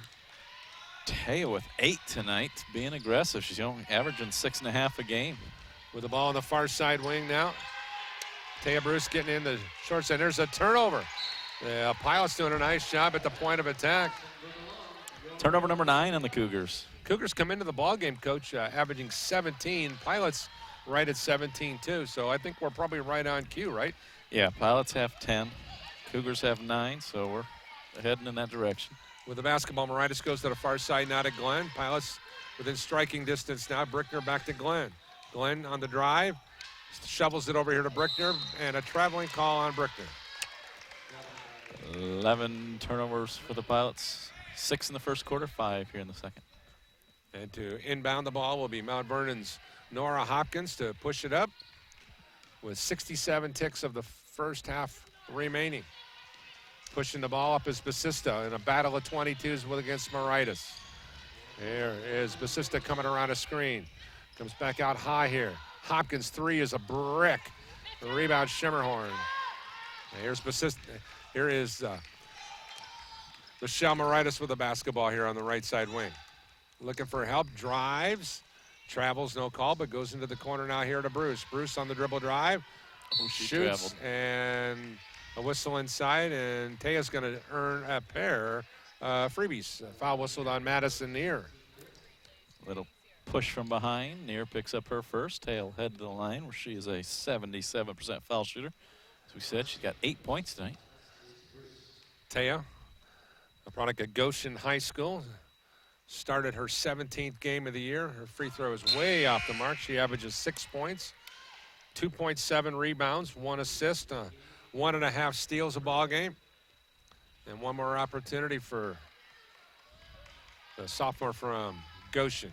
A right-handed shot, good this time. So 1 of 2, and it's now 31 of 29, the score in favor of the visitors from Mount Vernon. With the ball on the right side wing now, Carpenter. One-on-one against Cam Glenn, and they're going to call a foul on Cam Glenn. And that'll be 2 free throws. And that'll be 2 fouls on Cam. Silly foul there before the end of the half. And Eric Gingrich walking down here to our left, just shaking his head, trying to figure out what are you fouling for with 27.7 seconds to go, especially when it's a 2-shot foul, and now you're going to put Cam in a position. And you're sending an 80% foul shooter to the line. And that's exactly what happens right there. Yep. 32-29. And Eric, as soon as that happened, he knew exactly what he was that was bad on multiple levels there. Yep, both free throws are good, and it's now 34-29. Little defense here, a little half-court trap, a defense. See what they run here. Glenn over the timeline now. One-on-one here at the top against Carpenter. 14 seconds. Here is around the back drive by Glenn, looking, ball reversal. Comes back to Moritas. Moritas on the dribble. Michelle on the dribble, fakes. Bounce pass inside, stolen away. And the Pilots end the half on a turnover and will go to the locker room, a 34-29 trailer at the end of 20 minutes. We'll be back with more of our broadcast right after this. 34-29. Check that, 33-29. My apologies, 33-29 here at the break. We'll be back with more right after this. There's always a moment of truth where I say, look, it's either put up or shut up. And it was time to put up. I had crossed that thin line. It was 100+ degrees. We were hot. We were on fire. We were yelling our hearts out. You could feel the intensity rising. Even in our tiredness, even in our weakness, even in our pain, we continue to push. I told myself, you can suck up the pain for another 1.5 miles, and you will be a Marine. Not many people believe that I could do it. I don't know where I got the energy from. I don't know where the pain went to. But all I know is that I had what it took. I am a United States Marine. PFC Darrell Willis serves his country as a Marine. Will you? Visit Marines.com or call 1-800-MARINES. The few, the proud, the Marines. Whatever you want to grow, Teachers Credit Union is ready to help. Visit a branch or tcunet.com today. Teachers Credit Union, financial solutions. Teachers Credit Union deposits are federally insured by the NCUA, and we are an equal housing opportunity. Mothers know minivans. Gates knows minivans. More vans, more colors, more models and brands. Gates, more locations in Mishawaka, more savings. Gates knows. Now you know.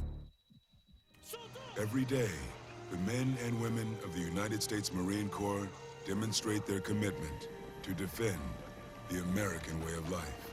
Since 1775, wherever the mission takes us, we always remember the land we call home.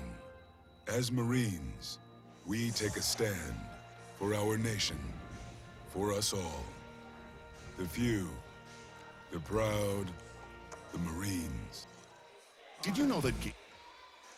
All right, back here at halftime, Coach Mark Gardner. Yours truly, Paul Conner. Snowy evening. We're back. We're warm in the gym. Good stuff here going on. Good stuff with this guy. We're going to be seeing him tomorrow night. They're on the road at Taylor University. Mark, did you know that the Bethel College men's team has only won 6 games inside the Yodel Gymnasium? It doesn't surprise me because you always predict that we're going to lose when we go there because we can't win there, and I always say we're going to win, and then I come home disappointed. I know that's Tanya. Hi. Tanner's saying, Paul, you're wrong. We're going to win tomorrow. Yeah, hey. Let's I think put they that got microphone a some. little bit higher. I think they got some new lights in there this year, so be able to see a little bit better. All right, what's this? All this changing of the schedule. What is it? How does it affect your psychic, really? You know, it's kind of like a Sioux Falls atmosphere now, because if you go down there on a Wednesday and play, you get a day off, then play on Friday. So it's kind of like that. You know, we play Tuesday, get a day off, play Thursday. Then obviously we have another day off and then play Saturday. You know, like Ryan was saying, we don't care when we play or who we play. We're going to be ready to play, and we're going to give everything we got. You know, I was looking through the Bethel College Men's Media Guide, and I would have bet my Gates Toyota RAV4 that when Tanner Shepard walked into the hall here at the Wiekamp Athletic Center, that he would ever be pictured on the cover of the Bethel College Men's Media Guide. In addition to that, averaging about 27 minutes a game. Yeah, I know. It's been a dream thing, hasn't Yeah, it? I'm blessed. You know, I came here, I always tell people, like, my story's crazy. I came here to play golf and then ended up stopping playing that, and now I'm playing basketball, and I love it. So I'm just very blessed with my opportunities that I've had. Well, this basketball team's been really kind of weird because you guys laid an egg against a really good Indiana Wesleyan team, and if you didn't think they're good, they beat St. Francis on Saturday, so give them credit where credit is due. But the reality is those other two games you probably lost, you should have won. Yeah. I think we both would agree with that. So I guess everybody has a bad night. If you don't believe me, talk about the defensive back for the New Orleans Saints, who's really feeling really bad about that. But realistically, what do you like about this basketball team, Tanner? I think we're a very resilient group. You know, I think that it's kind of good that we got our butts kicked by IWU here. You know, it's I mean, it's not good, but it was in the sense that it's a wake-up call. You know, we can't come into practice the day before and just take it easy. You know, we got to be in all the time, locked in, and we kind of struggled with that the day before, and it showed. I mean, our practice is a byproduct of how we play, and obviously it showed that day. All right, as you look at the way this schedule's set up this week, you got on the road at Taylor tomorrow, coming back home on Thursday, and then back on the road against St. Francis. So talk about your mental and physical preparation for which, as you alluded to, really kind of a tournament-type weekend. What are you thinking? You know, we all just have to be very locked in, especially myself, playing a lot of minutes. I got to take care of my body, eat right, get plenty of sleep, and I mean, I'm just going to be ready to go. You know, I love this. This is my last year, my last go-around, so I'll make the best of it. And I just want to remind the guys how important this week is and how hard it is to win on the road in this league. So we want to go out and hopefully get 3 wins this week. That'd be huge for us. All right, give us an idea as you look at this team and the way this team has kind of improved dramatically. Who would you say is the most improved group in this on this Bethel men's squad thus far? Man, I don't know. That's so tough. You know, we've had so many guys step up. You know, I think KT, he's improved so much since his freshman year. Talking about Kyle Thompson. Yep, Kyle Thompson, sorry. And, yeah, he's improved a ton. I don't know. You know, I mean, everybody's improved. You know, we all come in, work hard every day. Dominic, I mean, he's been working super hard. It's just crazy how far he's come along. You know, we kind of had to get after him the first few weeks because he was just kind of like, he's out of it. I mean, it's tough for a freshman to come in and be very good. But, you know, he's came a long, long way for us, and he's been helping us a lot. It's been very nice. All right, what do you have to do to win tomorrow night at Taylor University? You know, I think we have to guard their threes. You know, we watching film lately, they've scored in spurts. You know, Ryan telling us they've been scoring in spurts. And, you know, we have to keep guarding them hard. They're going to hit shots on us. We have to realize that. So we just have to stick to the game plan and stick with what we're trying to accomplish. You don't get a chance to pay attention to the stuff that's going on, but I've had a chance to spend a lot of these basketball nights side by side with your dad. He loves it. He loves it. He loves it, but he loves to be able to, and he is so fair. Mark, you know this. When Tanner makes a boneheaded play, he's the first person, whereas a lot of parents would wig out. He's the first guy to say, you know, just made a bad play. And that takes a lot of professional get up and go, in my opinion, for him to be able to put on a critical ear, if you will, when his son's not playing well or when his team's not playing well, because he loves you guys. Yeah, and, you know, he's never let me get too high or he's never let me get too low. He says, you know, you always work hard, so you just have to keep playing. If you're in a shooting slump, just keep shooting like you're going to come out of it. So he never lets me get too high or never lets me get too low. It's really nice. It's been awesome to watch you grow up, buddy. Yeah, thanks. Appreciate it, Paul. Once again, Tanner Shepard joining us here. We're going to go over to Coach Mark Gardner with our first half stats. All right, for the visitors there, 10 of 21 from the floor, 48%. 5 of 13 from downtown, 39%. 8 of 12 from the foul line, 67%. They have 13 rebounds, only 1 on the offensive end. They do have 9 assists on their 10 baskets, but they also have 9 turnovers. Individually, Kennard is 0 for 1 from the floor. She has 1 rebound, 2 assists, and a steal. Ellerbrock 1 for 1 from the floor, 2 points, 2 rebounds, but she's playing with 2 fouls. Assist is 2 of 3 from the floor, 2 of 2 from downtown, 6 points, 1 rebound, 1 assist. Natalie Carpenter is 2 of 4 from the field, 2 of 3 from behind the line, 5 of 6 from the free throw line. She's got 11 points, 4 assists, and 3 rebounds. Taylor Gregory is 0 of 2 from the floor. She did grab 4 rebounds, but she also has 2 fouls. Nora Hopkins, 1 of 5 from the floor. They were all 3-point attempts. She has 3 points and a steal. Rachel Perry, perfect 4 of 4 from the floor, 3 of 6 from the foul line, 11 points, 3 steals, but she's also playing with 2 fouls. Madison Neer picked up a foul. Cassidy Kane missed her only shot attempt, and Elizabeth Fee grabbed 2 rebounds and dished out 2 assists in 5 minutes. So you have 3 players playing with 2 fouls here to start the second half. For the home team, 9 of 22 from the floor, 3 of 5 from three-point range, 8 of 10 from the free throw line, 12 rebounds, only 2 on the offensive end. They have 6 assists on their 9 baskets. They have 12 turnovers. Individually, Jessica Irwin is 2 of 4. Hit her only 3-point attempt. She's got 5 points, a rebound, a block shot, but she's playing with 2 fouls. Caitlin Elsasser missed both of her shot attempts. No rebounds in 10 minutes of play for Caitlin. Taya Bruce, 3 of 5 from the floor, 2 of 4 from downtown, 1 of 2 from the line. She's got 9 points, a rebound, 1 foul. Cam Glenn, 2 of 4 from the floor, perfect 6 of 6 from the foul line, 10 points, 4 rebounds, 3 assists, 4 steals. Great all-around half for Cam. Michelle Moritas hit her only shot, 2 points, 1 rebound, 2 assists, and a steal. Becca Scammahorn picked up a foul and a rebound, 1 assist, 1 steal, but did a lot of little things in those 13 minutes that won't show up in the box score.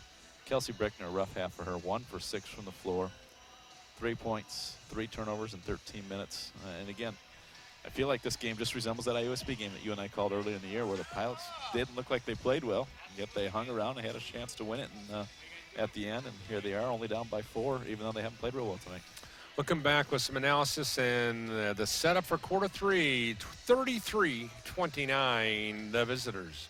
Mount Vernon with the lead here at the intermission. We'll be back with more right after this on Regional Radio Sports. Hi, this is Paul Condry of the Regional Radio Sports Network. That may be my professional title, but did you know that I'm also the son of a U.S. Navy World War II veteran and the proud father of a United States Marine? Let me share with you something very close to my heart. It's called the Semper Fi Fund, and its program America's Fund, which provides immediate lifetime support for post-9/11 wounded, critically ill, and injured members of the U.S. Armed Forces, veterans, and their families to ease recovery and transition back home to their communities. The Semper Fi Fund, serving those who preserve our freedom. The basic idea that drives these efforts is simple. For as much as our heroes have sacrificed, they deserve the best care and support available in their hour of need, whenever it may occur. The Semper Fi Fund, a 4-star charity and an A+ rating, has served over 16,000 members since 2004. The Semper Fi Fund, serving those who preserve our freedom. For more information, visit them online at www.semperfifund.org. They came from every corner of the country, from small towns and big cities. But they all shared one thing in common. They belonged to a family called Marines, a tough and determined few dedicated to protecting everything we hold sacred. And still, they come. Celebrate the history of those proud few who have earned the title Marine. There are those who dedicate themselves to a sense of honor, to a life of courage, and a commitment to something greater than themselves. They have always defended this nation and each other. They still do. The few, the proud, the Marines. Back live here from our vantage point on Mike Lightfoot Court. Paul Condry along with Coach Mark Gardner. Glad you can join us here today. Tomorrow, Bethel men will be in action at Taylor University. We mentioned that to you earlier. Should be an interesting contest. And, of course, back here against Mount Vernon on Thursday with the men's. But looking forward to tomorrow's matchup for men's basketball. 12-8 Taylor, 16-3 Bethel. It'll be the 63rd meeting all-time between Bethel and Taylor. Bethel leads the all-time series 32-30. Bethel is 6-21 all-time at the Odell Gymnasium. So Ryan Lightfoot, and Ryan Lightfoot knows about this, Mark, because he was 1-3 as a player. And you recall, he played on 3 of the 4 best teams that didn't win the a Red Banner in the history of this school. So it's just been a tough road to hoe down there. I'm looking for the Pilots to put their big boy pants on and make something special. And then this is a Mount Vernon team coming back here on Thursday. The men's team, Jared Ronei's club, has done an outstanding job. And they're a dangerous group to have to deal with coming up. And then, of course, St. Francis coming up this week on Saturday, doubleheader for yours truly. St. Francis is really, really good. Derek Heinen had a special night on Saturday, and you throw in Chandler White and go up and down the line of how good that group is. And, of course, on the women's side of things, that St. Francis team, Jason Ridge's squad, I was doing some prep on them earlier this week, and they're pretty good. And, of course, not to forget the game on Wednesday for the Lady Pilots. Emotional game for Bethel. But I don't know necessarily for this group because they were not part of Caitlin's the only one. Yeah, Caitlin's the only one who's part of the Jody Martinez recruiting group. And so, interesting to see how do you see that one on Wednesday? Taylor's playing well. They just beat Indiana Wesleyan. And, we knew when they came in here they played well against the Lady Pilots, and we knew Jody would get that program headed in the right direction and competitive on a national level, not just within the conference, and he's done it quickly. And, they're having fun. They're beating people. They're typical Jody team. They're playing good defense. They're deep. They're shooting threes. And they got a go-to gal in Bradbury that's been really, really good. When some coaches, when they have a go-to guy or gal, they can make the most of that. I think that when it's all said and done, when you don't have a go-to, makes it a little bit more challenging because somebody wants to have that ball in their hands when that shot clock is winding down or when that game is on the line. And Kendall Bradbury's been that for Taylor University. And the Pilots, of course, you could probably say that about Cam Glenn, but, Cam's support system has not been as good as the rest of the group around him. And it's one thing to have that go-to player. It's another thing when that go-to player and his or her teammates understand what that means. We've seen teams sometimes that have a player that thinks they're the go-to player and shoots themselves out of games. We've seen times where a team has a go-to player and they go 4 or 5 possessions without letting that person touch the ball. And so it's not just as a coach recognizing you have it. It's, and I talked earlier, Jessica Irwin could be that player for the Lady Pilots, but she has to want that title. And her teammates have to recognize, we're not going to pull the trigger unless we're wide open until Jessica gets a touch each possession. That's a great point. Bethel will be moving from right to left on your screen. Mount Vernon from left to right. Of course, Mount Vernon in the dark blue jerseys with the green numbers trimmed in white with MVNU. Here's a steal by the Pilots who are decked out in the gray shorts and gray jerseys. Blue numbers trimmed in white. There. Have the ball in the half-court set. Here's Michelle Moritas. Ball reversal comes out here to the near side to Irwin. Wrap around to the high post. Give and go now here to Irwin, and she is fouled. She's going to pick up her 3rd foul. She got fouled. It wasn't called, and then she reaches in and slaps and picks up her 3rd foul. So from both coaches' perspective, you just win at halftime, and Coach Short says, hey, we get the ball here, first possession, let's run this back door and get a bucket, and they throw it away. Coach Gingrich went through his whole talk and said, Jessica, I need you to be smart. I need you on the floor. And she picks up a foul. So. Ball in the hands here at the high post to Gregory. Gregory had it stripped away. Here comes Moritas on the push out. Now hits to Cam. Cam on the drive, travel with the basketball. Nice job defensively by Sierra Basista, the 5'6" senior from Mount Vernon, Ohio, who put Cam dead in her tracks that time. Again, good scouting there. Early in the first half, we saw him let Cam go right to the rag, but she's going to score. She's not backing that ball out and waiting for trailers. She's got a one-track mind going coast to coast there. Danny Ellerbrock with the basketball. Goes out to high. Now here to Basista. Basista one-on-one against Michelle Moritas. There's a foul inside. On the floor for Bethel, it'll be Caitlin Alsasser, Taya Bruce, Jessica Irwin wearing jersey number 1, Michelle Moritas, and Cam Glenn on the floor for Mount Vernon. It's Sophie Kennard, Taylor Gregory, Natalie Carpenter, Sierra Basista, and Danny Ellerbrock, respectively. Irwin has got to play smart. She cannot pick up that 4th foul. That will one there was on Elsasser. Moritas got beat off the dribble, and Elsasser picked up the foul, helping out. Basista missing the free throw here at the 9:03 mark. She'll have one more opportunity forthcoming. Neither team has scored here in the third stanza until now. It's now a 34-29 ball game in favor of the Cougars. Cougars have never trailed in the contest. Moritas now on the right wing now. Spins, drives, and she is bumped off. Foul on Natalie Carpenter, the 5'5 senior. Nice little play by Moritas. She shows spurts of that a lot more recently, just where she's aggressive going to the rack. Early in the year, she didn't do that, and there, we need to see more of that from her. Here's a foul inside on Mount Vernon as Jessica Irwin did a nice job moving off the basketball. I think this team doesn't always move well off the basketball, and that time Irwin did, and Sierra Basista fouled her. And at the 8:55 mark, Bethel goes to the charity stripe. And the person, Jessica Irwin, is a 76% free throw shooter, and she calmly knocks down her first free throw opportunity. She has one more. She can get the Pilots within a three-point basket here at the 8:55 mark if she converts, and she does so, and that's where we're at right now. 34-31 in favor of Mount Vernon. Jessica with 7 points now.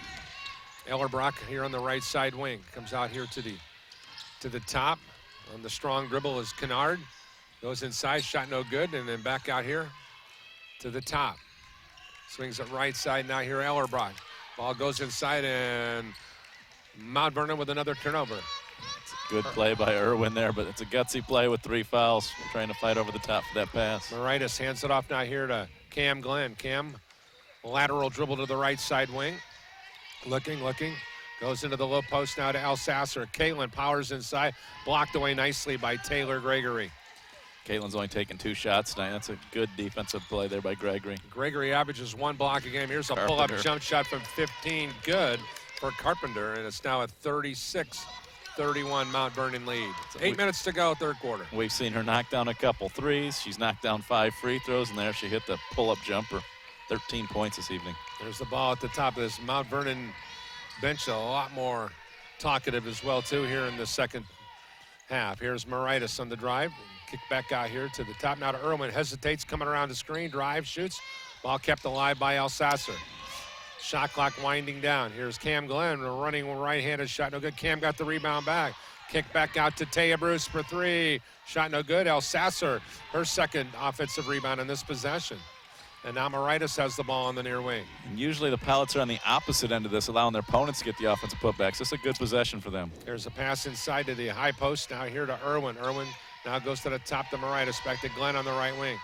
Shot clock now at 12 seconds. Here's Taya Bruce on the right side. Taya powers inside, missed the shot. Ball ricochets into the hands of Sophie Kennard, and that's a big win for Mount Vernon defensively. Yeah, I thought Taya tried to lean in and get contact instead of just shooting. There's Carpenter with a little dish. And I believe Irwin got a hand on it, and she comes away with the pumpkin. Irwin will walk it up over the timeline now into the forecourt. Number 1 on the jersey, drives down the left side of the lane. Her shot was blocked. Nice job defensively by Mount Vernon's Sophie Kennard. Back the other way, nice bounce pass from the right wing. Picture perfect, and they blow the layup. Oh, my. That's a killer for Natalie Carpenter and company. Did everything right, used the glass. It just rolled out. Great fundamental fast break. Cam Glenn with the ball here on the near side wing. Crosses over, drives, shovels it in the corner to Taya Bruce for 3. Shot no good. Michelle Moritas tracks down the offensive rebound. Back to Cam at the top. Cam Glenn, one-on-one here at the top, goes left side now to Irwin. Irwin waiting for a cutter here at the 6:05 mark. Her club a 36-31 trailer. Cam Glenn goes to the high post now here to Elsasser. Elsasser backing in. Shot blocked again. Nice job inside. Once again, Taylor Gregory's not buying anything that Caitlin Elsasser's selling tonight. Lady Pilots, I thought that one there. I thought Moritas had the rebound knocked out of her hand. We saw it in the first half go the other way. We thought Michelle knocked one out, and the Pilots got the ball. So from the official standpoint there, but Lady Pilots now with 7 offensive rebounds, 5 here in the first 4 minutes of the third quarter. Much more aggressive group, but they haven't put anything to use. I was going to say, if you're getting 5 offensive rebounds, that means you've missed at least 5 shots in the first 4 minutes. So they've yet to make a basket this quarter. Ellerbrock with the basketball, one against Moritas, comes out here to Gregory. Gregory Back to the far side. Nice job by Moritas to cut off the drive. Ball at the top now. Carpenter, triple, no good. A rebound battle inside. Finally won by Rebecca Schemmerhorn of Bethel College. Here's Moritas on the push-up. Moritas over the timeline now goes to Bruce on the right wing. Bruce hands up right back to Michelle. Michelle on the drive, and a blocking foul called on Natalie Carpenter of Mount Vernon. It's Natalie's second foul. Pilots are now 0 of 8 from the floor this quarter, much like the first quarter. Yet they're only a 5-point trailer. If you were watching the game without the scoreboard, you'd think they're down 10, 15 points tonight. Moritas comes back out here to Brickner on the right wing. Brickner on the drive down the lane. Once again, Gregory with a nice play defensively. 3-on-1 developing. Here's a pass to the right side and then back to the left side now. Carpenter goes inside to Gregory, and Schemmerhorn was there with the block. Here's Taya Bruce pushing it up. Taya driving, shooting, and how is that not a foul? I said this early, Paul. The officials are letting them play tonight. This is it resembles a practice where guys just foul because nobody else is going to call a foul, so you just play through it and learn to play tough. I don't have a problem with it. No, this is why coaches don't call fouls during practice, because you get in a situation like this, you've got to be prepared. Here's Cam Glenn trying to lean in, comes out here on the perimeter now. Here to Jess Irwin, who comes out of nowhere to save the errant pass. Irwin goes now to Schemmerhorn on the far wing. Becca looking for a cutter. On the hard left-hand dribble, comes out high now to Irwin. Irwin now to Glenn on the near wing now. Mount Vernon has really picked up the pace defensively. Here's Brickner with the ball. She fakes the triple, comes out to Irwin, shot clock winding down. Irwin running one-handed shot, no good. Ball ricochets off the noggin of Cam Glenn, and here come the Cougars, who just locked in defensively. Here's a drive down the left side of the lane, and that's a foul. Oh, she hit her face on the floor. And Ellerbrock comes up.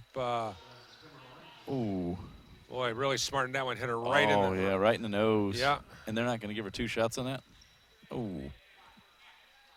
And Ellerbrock Somebody needs is to gonna, make sure she's okay, yeah.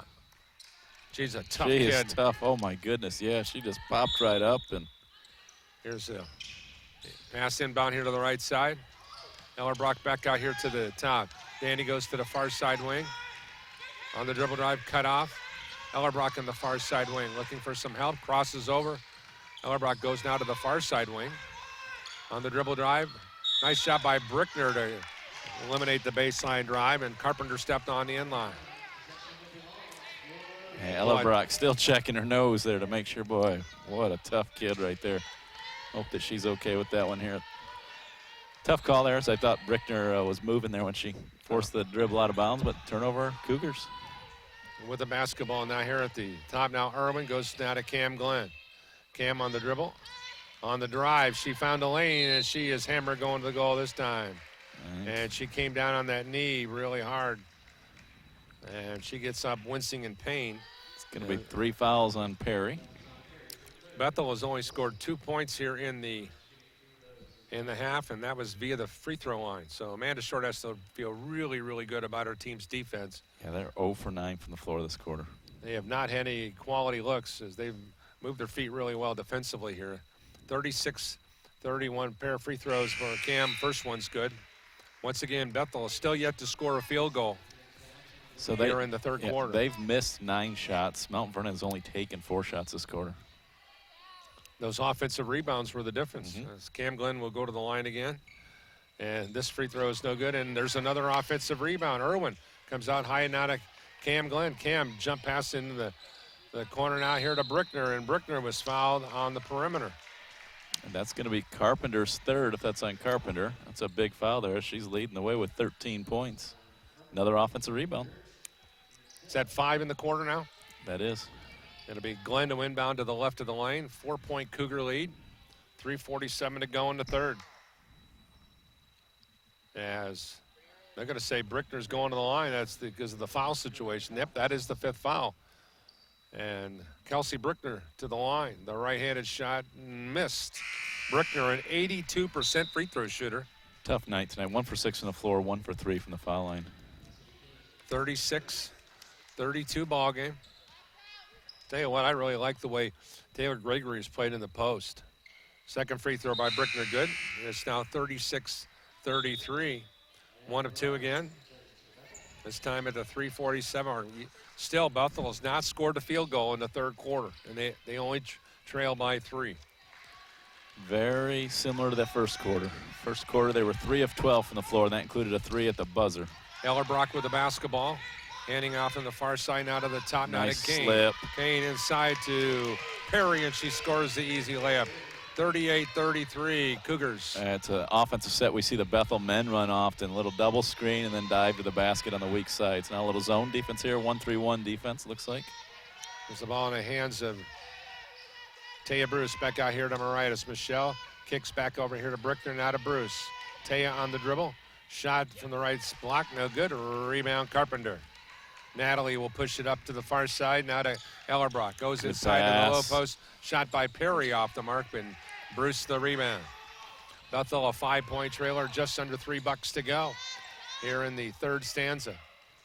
I don't think Mount Vernon knows what defense they're in right now. Here's Bruce at the top of the ring now. Goes here to the left side wing, now to here to Schemerhorn. Schemerhorn face guarded by Carpenter, and there's a traveling call on Schemerhorn. Yeah, thought about it, shuffled her feet, went with the right foot instead of the left foot first. Another Bethel turnover as they continue to mount. Turnover number 15.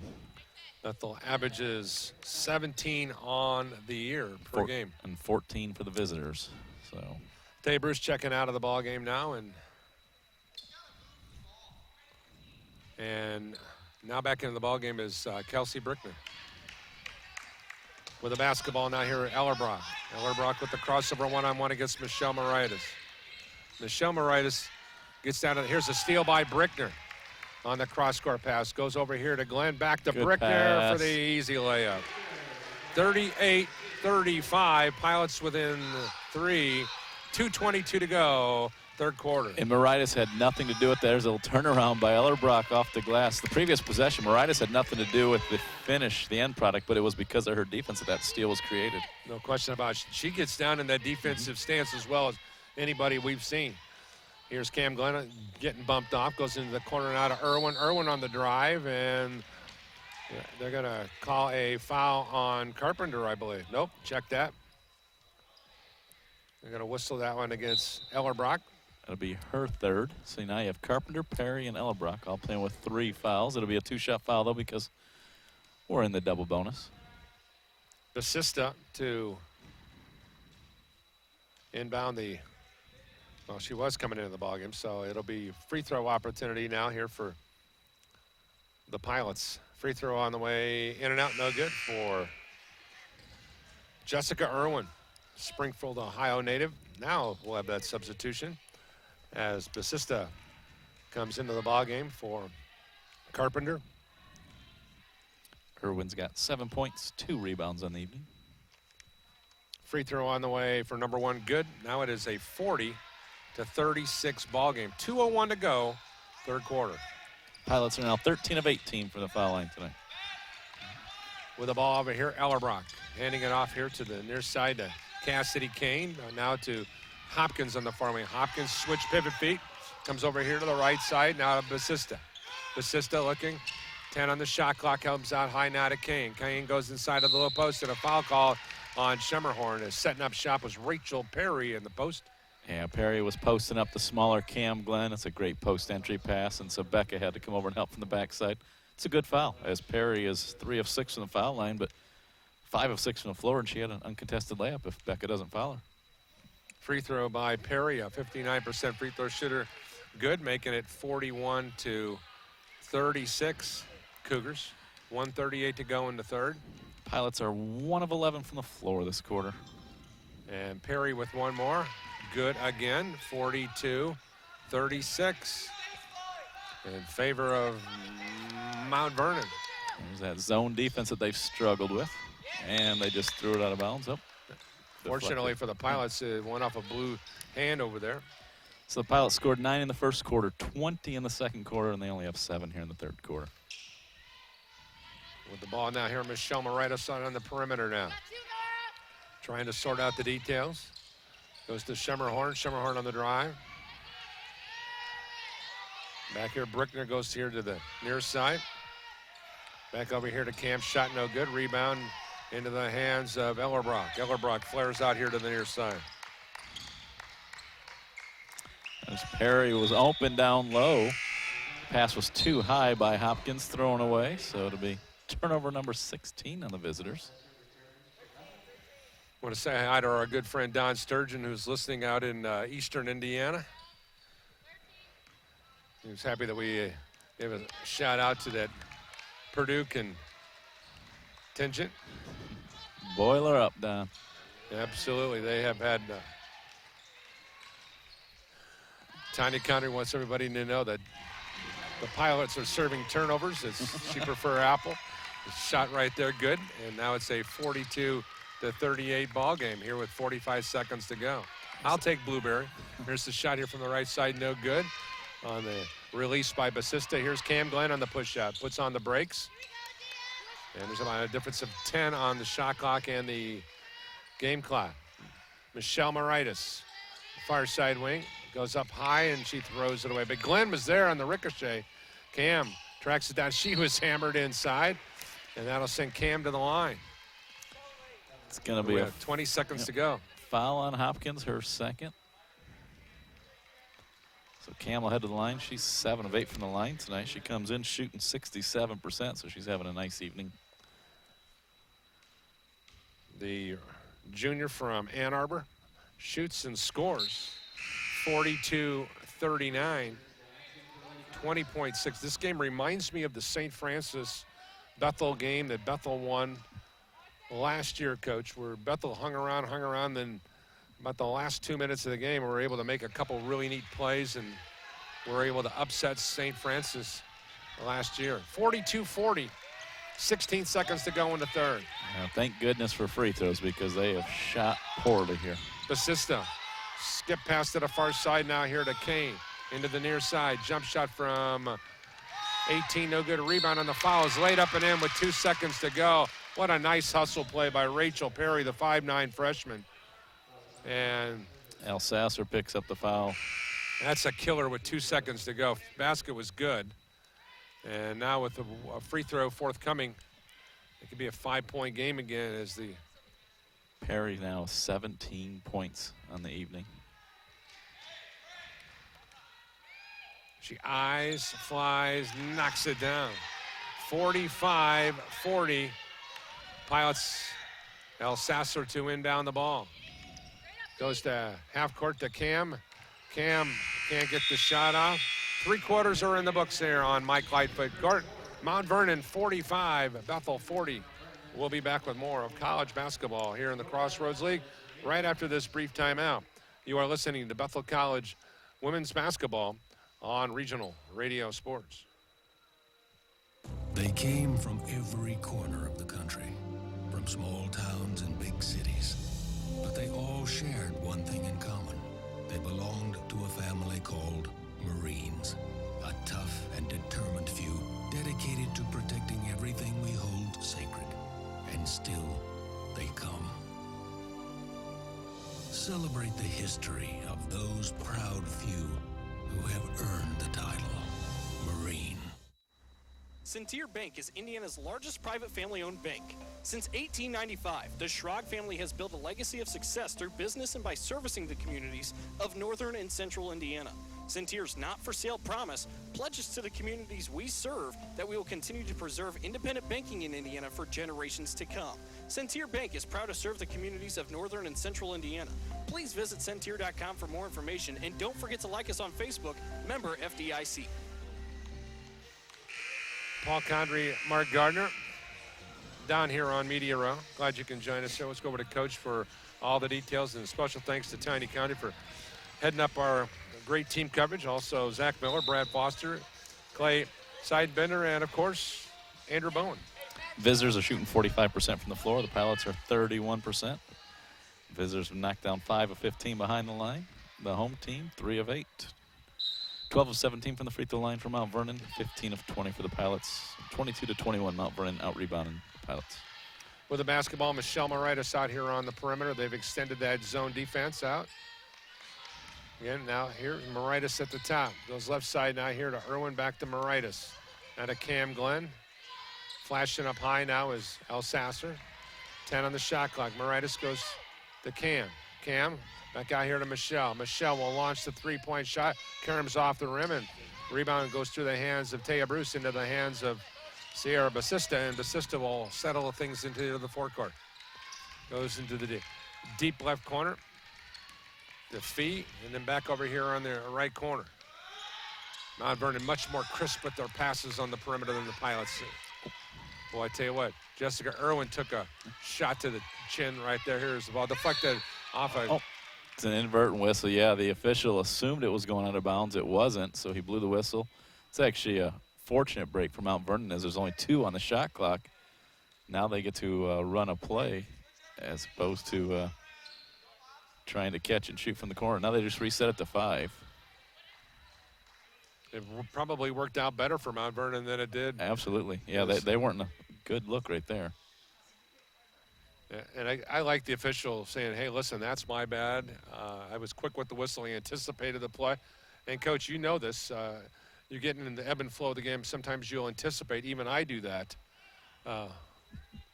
as the lead play-by-play guy. Yeah, and I will say here, the defensive rebound came down at 9:31, which is 26 seconds ago, so it should be 5 on the clock. That's exactly right. It should be 5, and that's what they're going to call it. Perfectly placed. Good job by the officiating crew. Yes, I did say that. With the basketball here at the top of the ring now. Boy, I tell you what, Rachel Perry's had a great game. There's a drive ball reversal, and that'll be a shot clock violation. And that's, that one right there is on the players, the coaches, the bench. It was in front of their own bench. Everybody should have been yelling on that inbounds, hey, there's only 5 on the shot clock. You got to be awake on that one. Both clubs have 4 timeouts remaining, so it's not a situation where, keep in mind, you can't take those home. That has been the most significant difference that I've noticed this year in Bethel basketball, as on the men's side, is Ryan Lightfoot. He could care less if he has 4 remaining at the end of the game. Yeah. He definitely manages the game. Here's Irwin knifing across the lane, and she scores. 45-42, 8:31 to go in regulation. Yeah, the elder coach Lightfoot used to use those like it was Cole's cash. Jackie, I think, influenced him there. He's afraid that, use it or lose it, and he wanted to make sure he got his money's worth.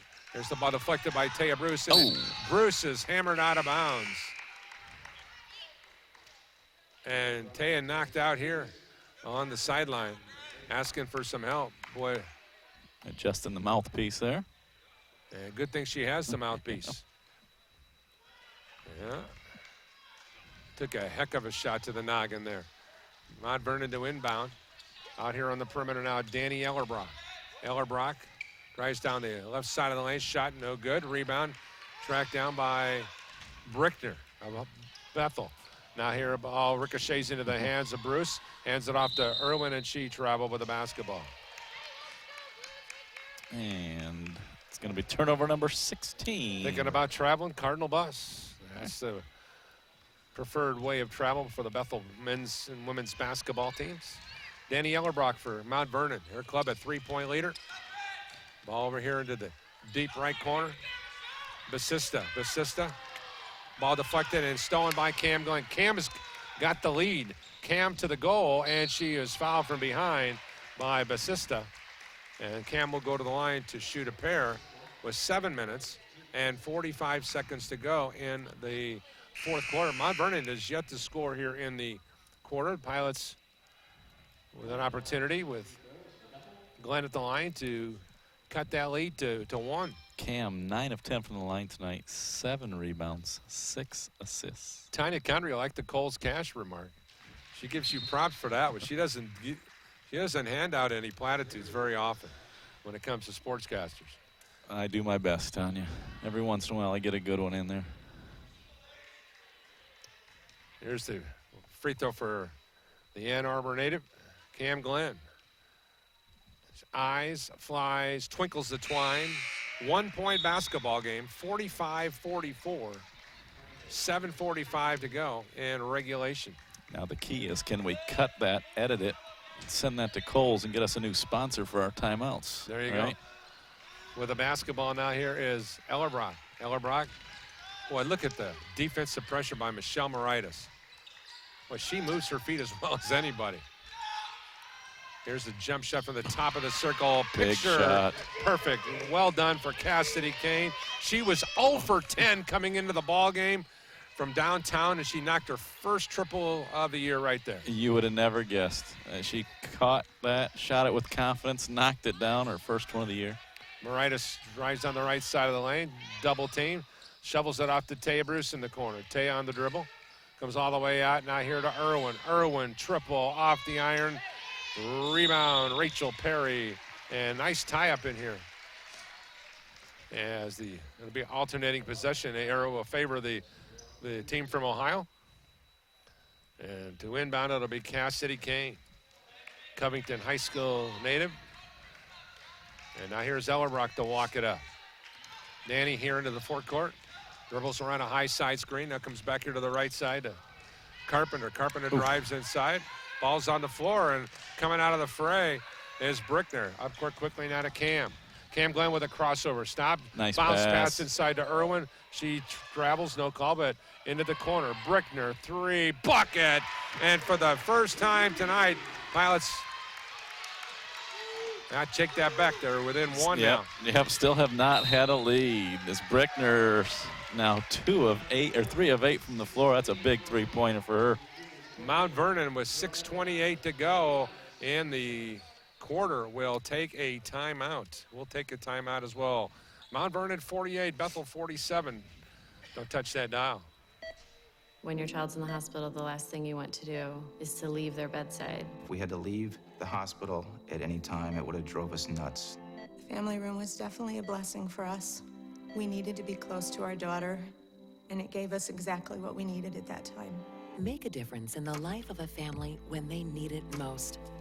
Give to the Ronald McDonald House at Memorial Children's Hospital in South Bend. Donate to our new house at loveshinethrough.org. Paul Condry along with Coach Mark Gardner. Up top, Tanya County with all the details. And, of course, producing our broadcast today, Andrew Bowen, along with his talented team of Brad Foster, Zach Miller, Clay Seidenbender down here, the camera guys doing a spectacular job giving you all the action. Glad to be partnering with the Bethel Sports Network and their initiatives. Here's a steal by Cam Glenn. Cam will go coast to coast, and for the first time tonight, Bethel has the lead, 49-48 at the 6:15 mark on a Cam Glenn steal. 20 turnovers for the visitors. That's going to be tough to win. Out here at the top of the ring now, Cassidy Kane hands it off now here to Ellerbrock, and Ellerbrock fouled by Schemmerhorn. Schemmerhorn picking up the foul here at the 6:03 mark. It's Becca's 4th foul, but that's okay. There's other players. Play hard. Don't give up a layup. Coach, I'm looking over this running score. I know they had a 6-point lead at 12-6.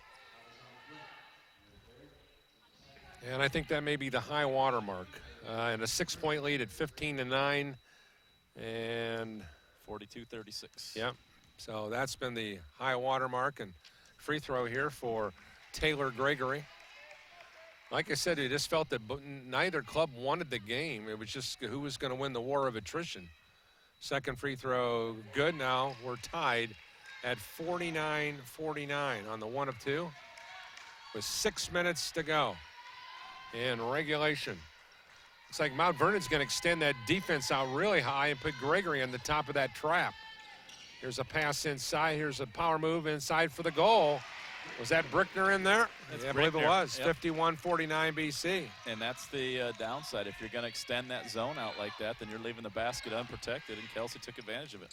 Ellerbrock with the basketball. Flares to the far wing. Comes out top now to Kane. Cassidy goes to the high post now to Gregory. Gregory spins. Back out right side now. Carpenter on the dribble drive. Pull up 6-footer in the lane. No good. Rebound. Brickner. Up court quickly now to Schemmerhorn. Schemmerhorn tracks down the air. Pass in the deep left corner. Crosses over. Lost the handle on it. Play in control.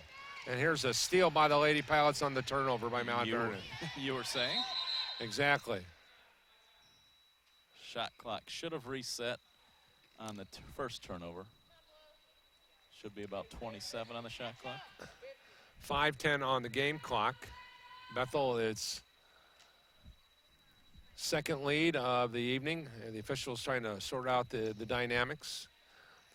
Just like the New Orleans secondary, still trying to sort out the dynamics.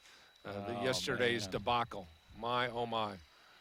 Without question, one of the biggest mistakes I've ever seen in sports.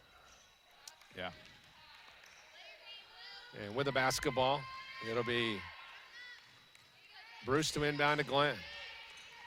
Cam, one-on-one against Ellerbrock on the perimeter at the top, gives way here to Jessica Irwin. Irwin on Gregory.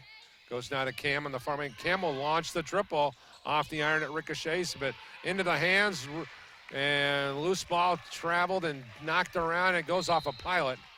But once again, the big difference, I think, the Pilots are diving on the floor for loose balls, and the Cougars are not. They're just hoping it comes to them. Yeah. And I don't know if that's that mental thing of this long bus drive and all the dynamics of that. I know that was Coach's concern in the pregame, just wondering if, it's a long bus ride over. He said it took him about an hour to get to a point where it only took him a half an hour on Saturday before they turned around to go back. And so, you got to be ready to play. Carpenter on the far side wing. Dribbles through, comes over to the right side now here to Ellerbrock. Danny skip pass out here to the top now to Cassidy Kane into the quarter. Gregory for three, and she knocks down the three ball. Taylor with her 22nd of the year, and that was huge right now, 52-51. Yeah, her first three-pointer of the night. She's got 4 points along with 7 rebounds, but her team needed that one. Now the ball in the hands of Michelle Moritas. Moritas comes back out high here now to Schemmerhorn. Pass nearly knocked away by the much taller Taylor Gregory at 6'2". In the corner now, Irwin back out here to Schemmerhorn. Fakes left, goes now to Michelle. Michelle splits the defense, drives, shoots, and scores. 53-52. Michelle Moritas with her third basket of the night. She's 3 of 4 from the field tonight. Here's Gregory with the answer from the top. No good. A rebound inside. Perry rolls it out here on the perimeter, and it's taken away by Carpenter. And now here to Ellerbrock. Ellerbrock on the drive. Ball reversal back out to the top. Gregory traveled with a basketball. It was a late whistle, but it's the right whistle. Eric Gingrich has 4 timeouts remaining. Amanda Short has 3 timeouts remaining. Fouls really have not been a factor thus far. 2 have been whistled on the Pilots. Only 1 have been whistled on the visitors from Mount Vernon. Fouls were a factor in that third quarter when the Pilots shot a miserable 2 of 13 from the floor, but they're able to knock down free throws to keep them in the game. And Michelle Moritas goes right side now to Jessica Irwin. Hands it back off to Michelle, back to Irwin at the point. Irwin one-on-one against Gregory, goes back to the deep right corner now to Brickner. Brickner jump pass out to Moritas, back to Glenn at the top now. 12 on the shot clock. Taya Bruce left side. Now comes back out top to Brickner. Brickner spins, looks, comes back now here to Michelle. Michelle to the goal, missed the running right-handed layup. And now here come the Cougars, a 1-point trailer with 3 minutes to go. I really wish Brickner would have shot that three-pointer. She had her mind made up she was going to drive. Ellerbrock comes back out high now here. And Gregory goes inside of the low post now to Ellerbrock. Ball ricochets out high. Now on the right side wing now Carpenter. Deep right corner. On the dribble drive, pull up 6-footer. Off the rim, no good by Basista. And a foul called on who? It's going to be on Basista. It's going to be her second. The officials not. Second foul whistled on the team from Mount Vernon. Was there a foul or not a foul? I thought there was a foul. It's a new rule here for the official. You must tell us when you blow a foul. Are the officials still talking things over? Let's. Yeah, there's not a 44 on the floor for blue. 22. There you go. Sierra Basista, the 5'6" senior. It's going to be her second, team's second. And that's a significant scenario. You know what, your big gal, Taylor Gregory, to pick up a foul. You need her at the top of that press. Here's Moritas. Goes inside of the low post to Bricker, fakes. Comes back out to Michelle on the far wing. Michelle stops, looks. Top of the circle pass now to Cam Gunn. Inside nice pass to Irwin. Irwin lost the handle on it, dropped it out of bounds. Great ball fake. The zone shifted. Irwin had her sealed. Right idea, wrong execution, unfortunately. Turnover number 18. Ellerbrock, one-on-one against Michelle Moritas over the timeline now into the forecourt. Goes to far side wing now. Basista's there.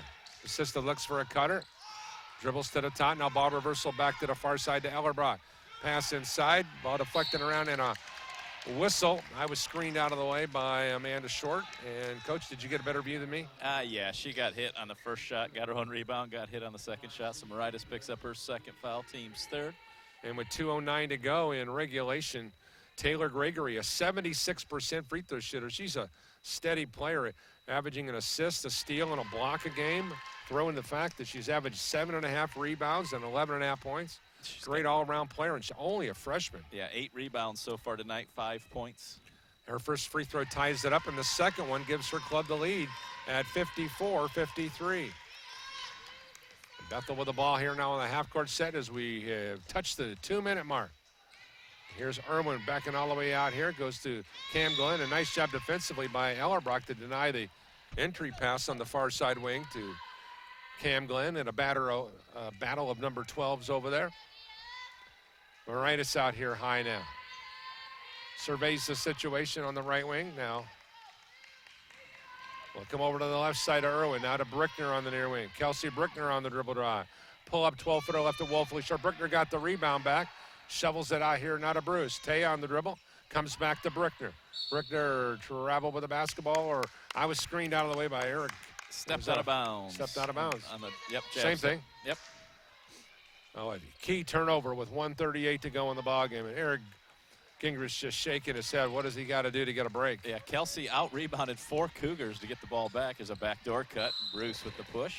And that'll be the 4th foul on the team here in the 4th quarter. So that changes things, because I was going to say a few minutes ago that when they only had 2 fouls, you have some fouls to give late in the game, but now you don't. It's 2-shot foul from here on out. On the other end, Mount Vernon has 2 fouls to give if they'd like. Assisted and inbound the basketball. Comes out here to the left elbow to Perry. And then back to Carpenter. Skip pass over to the right side now to Ellerbrock. Ellerbrock one-on-one against Irwin. Ellerbrock on the dribble, swings it to the far side. Triple on the way. Nothing but the bottom of the net. Basista with a huge triple, making it 57-53. 1:11 to go. Yeah, she's got 42 of them on the season. She's 3 or 4 from downtown tonight. That was a big one right there. And a timeout, Eric Gingrich. And he's just beside himself over there. Yeah, this Pilots team struggling to knock down shots, and now you're 2-possession trailer. It's taking them 25, 26 seconds to score every possession. They're only guaranteed 2 more possessions. 1:04 to go. 57-53 Cougars. We'll be back with more right after this short timeout, live from Mike Lightfoot Court. This is Bethel basketball on the Regional Radio Sports Network. It took me a long time to be able to say Chandler has cancer, because that is such a scary word. When St. Jude finds something that works well with a certain cancer, they share that with everybody. And knowing that we don't have to pay for all of the medical expenses, that's huge. We just have to worry about helping Chandler, and he's just my heart. St. Jude Children's Research Hospital. Finding cures, saving children. Learn more at stjude.org. Paul Condry along with Coach Mark Gardner. Glad you could join us. We'll be with you again tomorrow night from Taylor University. The Bethel men will be in action, and then we'll be back with you on Thursday back here as the Pilots will be hosting, the Pilots men's team will be hosting Mount Vernon Nazarene, and then back with you again on Saturday from the Hutzel Athletic Center. It'll be Bethel St. Francis, a double dip. Here's Cam Glenn over here in the near wing. 3-point shot on the way. Good. Taya Bruce slides slam. Huge basket in the, what's the call going to be? The game clock did not stop after the ball went through, so. 57-56. Going to add some time up there, 53.2. I think Coach Short's going to use a timeout and advance the ball here to half court. As it's okay with me if you put the 3 points on the scoreboard. All right, so a timeout, Mount Vernon. Amanda Short and company have 2 timeouts remaining, and they're going to take a full timeout. We'll come back and set the stage with the game reset right after this. They came from every corner of the country, from small towns and big cities, but they all shared one thing in common. They belonged to a family called Marines, a tough and determined few dedicated to protecting everything we hold sacred. And still, they come. Celebrate the history of those proud few who have earned the title Marine. I'm glad you can join us as we survey the 3.99% intro rate TCU scoreboard. The TCU Visa Platinum credit card sees Mount Vernon leading 57 to 56, 53.2 seconds to go. 4 fouls have been whistled on Bethel. 2 have been whistled on Mount Vernon. Amanda Short has 2 timeouts remaining. Eric Gingrich has 3 timeouts remaining. And that alternating possession arrow favors the team that calls Mike Lightfoot court home. And to inbound the ball will be Taylor Gregory, the Mount Vernon native. Wearing jersey number 34 right next to my vantage point. She comes inside here now to Carpenter and then right back to Gregory. Gregory will bring Irwin out to defend her as they're going to spread the floor. Remember, any foul by the Palace is a 2-shot foul at this point. With the basketball on the far side wing. Basista, one-on-one against Bruce. And what was the call? They call a reach-in foul? They call it on Taya Bruce on a reach-in foul, evidently. And that will send Basista to the line. She's a 58% free throw shooter. And let's see what she can do here with in prime time. With 33.3 seconds to go, she calmly knocks it down to give her club a 2-point lead at 58-56. She's 2 of 3 from the line. Remember, Mount Vernon has 2 fouls to give if they choose to use them here on this possession. Free throw good, and a timeout for Eric Gingrich and the Lady Pilots. 59-56 our score. And we'll have a full timeout. We'll come back and talk about it right after this. 59-56 Mount Vernon on Regional Radio Sports. Nothing but top-selling models at Gates of Granger, Michiana's newest, hottest pre-owned sales lot. If you can't tell the difference, why pay the difference? Only you and I know it's used, and I won't tell. Gates knows. Now you know. They say growth is a journey and not a destination. At Teachers Credit Union, we agree. Helping our communities grow has been our mission ever since we began our journey in 1931. And supporting our members' growth has helped us to become Indiana's largest credit union. And we're just getting started. Whatever you want to grow, Teachers Credit Union is ready to help. Visit a branch or tcunet.com today. Teachers Credit Union deposits are federally insured by the NCUA, and we are an equal housing opportunity. Coach Mark Gardner was peeking in the Mount Vernon huddle over there, trying to sort out some of the dynamics. Coach, your thoughts on what Amanda Short's sharing with her squad? First of all, let me say the husband-wife coaching combination is always interesting. Yeah, I know Andrew Whittich, his wife's a coach, and I said, why aren't you working with them? He's like, husband-wife coaching combo's tough. So, yeah, they talked it over. They're going to switch all guard screens. They're going man-to-man. I thought they'd come out in zone. They're switching screens, but she did remind them if they get beat, they've got a foul to give, and the Pilots threw it away. So it doesn't matter. Turnover on Bethel in prime time. And you have to foul here. And there's a foul on Bruce as she fouls Sierra Basista. And I think what just happened there for Coach Gingrich is what all coaches have these situations. We outthink ourselves. Just inbound the ball and run something, and they came out and drew up some fancy play for a back screen to try and get a quick hitter, and it wasn't there.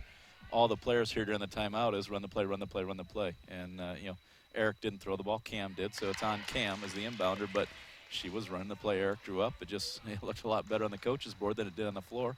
And as a result, the other team has a 4-point lead now. First free throw good for Basista. Second free throw good again. 61-56 and a full timeout. We're going to keep it right here. Is it going to call actually a 30-second timeout? Coverage tonight being presented in part by Teachers Credit Union. Up on the TCU 3.99% intro rate scoreboard. Check out the TCU Visa Platinum credit card. TCUnet.com/apply. Bethel trails Mount Vernon 61-56, 25.2 seconds to go. 5 fouls have been whistled on Bethel, 2 on Mount Vernon. 2 timeouts remaining for Amanda Short and Nathan Short, respectively.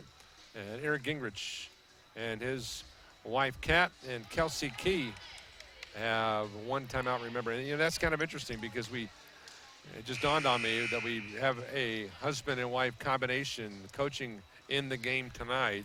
That just doesn't happen very often. No. Period, but now we have it here tonight. And we're not by the Bethel bench, so I tend to I forget about that down there. We're just so used to sitting right here by the visitors, but Pout's got to attack the basket here. Don't settle for a three. Get to the rim. Cam with a drive, spins, she traveled, no call. Shot blocked by Gregory. And then Michelle Moritas comes out of nowhere. There's a jump shot from the far side. It's an air ball on the offering by Irwin, and now here is a whistle with 12.7 seconds. Bethel with a desperation foul, and now Mount Vernon will go to the line. Yeah, in hindsight, you know, you go back to that 33 seconds, you inbound the ball, attack the basket, you know, only down by 3, you know, take the quick 2 and then foul again. But like I said, as a coach, we've all done it. You draw up a play, and the players run the play you drew up, and it wasn't there, and you're digging a hole. Free throw good, making it 62-56. Amanda Short sits down, and I think she realizes that she's going to get out of here with her 3rd straight win. Their next ball game, as this free throw is good, 63-56. As Moritas comes over the timeline now, goes to Glenn in the deep left corner. Back out to Moritas. Michelle launches the long threes way off the mark, and Gregory comes away with the ball, and that'll do it. The Mount Vernon Nazarene Cougars battle the snow. The coaches had to drive the bus, and when it's all said and done, they end up in 2nd place in the Crossroads League with a win here tonight. 63-56 the final. They improved to 14-6. Keep in mind, this is a club that was 13-7 a year ago. They were 7-11 in the Crossroads League. They were in 9th place in the Crossroads League. They were 6-11 away from home a year ago. And for Mount Vernon, and they've only lost to one team with a losing record the whole year. For Amanda Short's squad to come on with a 14, they improved to 14-6. Bethel, 5 straight losses. They now dropped to 6-14. They are now 1-7 in Crossroads League play. We'll try to get some thoughts here from Coach Eric Gingrich. But in the meantime, Coach, you have a final thought. Just a well-played game, a tough game for this team to travel over here the 6 hours and come out here and compete. And they didn't look good at times. They turned it over 22 times, but they're going home with a much-needed win. And it's going to put them up in that top 4, which is important to be right now. So. All right, well, let's get our final stats. We'll do that after we take a break. Once again, Mount Vernon a winner today here On the Road. We'll be back with more. This is the real thing now. You've never done anything so hard in your life. You don't understand how you can finish. It takes inner strength and desire to become a Marine. When I finished, I was like, I did it. The moment I will never forget is when this drill instructor that I admire so much comes up to me and said, "Good morning, Marine." PFC Summer Volkman became a Marine. Can you? Visit Marines.com or call 1-800-MARINES. Welcome back here on Regional Radio Sports. Paul Condry along with Coach Mark Gardner. Now joining us here is Eric Gingrich. Eric, once again, this is one of those ball games where you battled and you got over the hump and just never seemed to be able to get it done. So your thoughts on the game as well? I thought defensively you played pretty well. Yeah, we played really good defense except for the 4 possessions where we got a score and needed to stop. And, we go up 1, give up a 3. We go up 1, give a 3, Those are the possessions we got to have. We got to have those. And we lost shooters at crucial times. Coach? Yeah, we've talked about this all year that it's the shooting woes defensively. Like I said, you had probably 4 breakdowns, out of, I'm looking at 40 shot attempts for your opponent. So, most 90% defensive, execution is good. But that first quarter, you guys shot 3 of 12. Third quarter, you shot 2 of 13. Hit a lot of free throws to keep you in it, but it makes it so tough when you can't knock down shots. Yep. I mean, we got to put the ball in the hole. I said that in the pregame. Yep. Yeah, and I'm really happy. I don't want that for. I'm happy with our defensive effort. We communicated really well. We switched screens really well tonight. We helped for the most part on the lob really well anytime they tried it.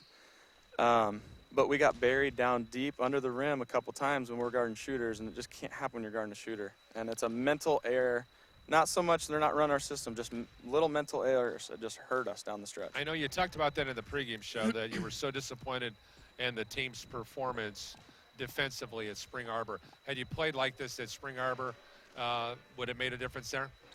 Oh, most certainly. I mean, this is a night and day team from last Wednesday. Not even close. And I'm so proud of the kids for, after what happened at Spring Arbor, we probably had the best practice of the year on Thursday. And they're battling their tails off. I mean, yeah, if we play like this at Spring Arbor, I don't know. I don't know if we win or not, but, man, it's a different ball game. And so I'm pleased. I think that this sets us up to go down to Taylor and at least compete, and that's exciting for us. I think we can give ourselves a shot down there if we play defensively like this. Talk about the growth of Becca Scammahorn.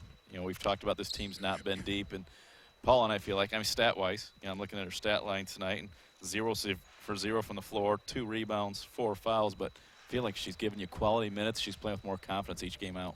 She's playing more aggressively. That's the difference. She was playing passively the first 15 games, and she's just decided, you know what, I'm going to get after it. She's been on the floor a couple times tonight.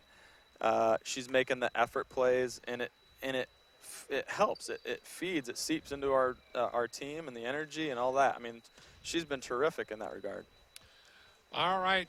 Good luck on the emotional game that's coming up on Wednesday at Taylor University. We'll see you on Saturday.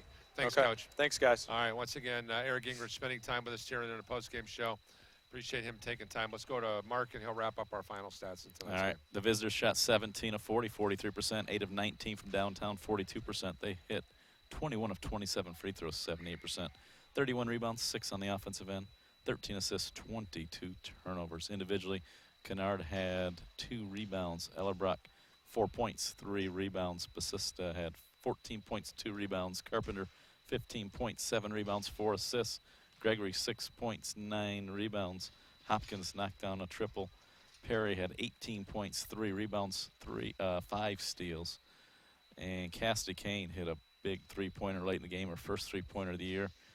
Fee grabbed 2 rebounds, dished out 2 assists. For the home team, they were 17 of 48, 35%, 5 of 14 from downtown, 36%, 17 of 22, 77% from the line, 25 rebounds, 8 on the offensive end. They had 12 assists, but they had 20 turnovers. Individually, Jessica Irwin, 10 points, 2 rebounds. Caitlin O'Sasser had a rebound.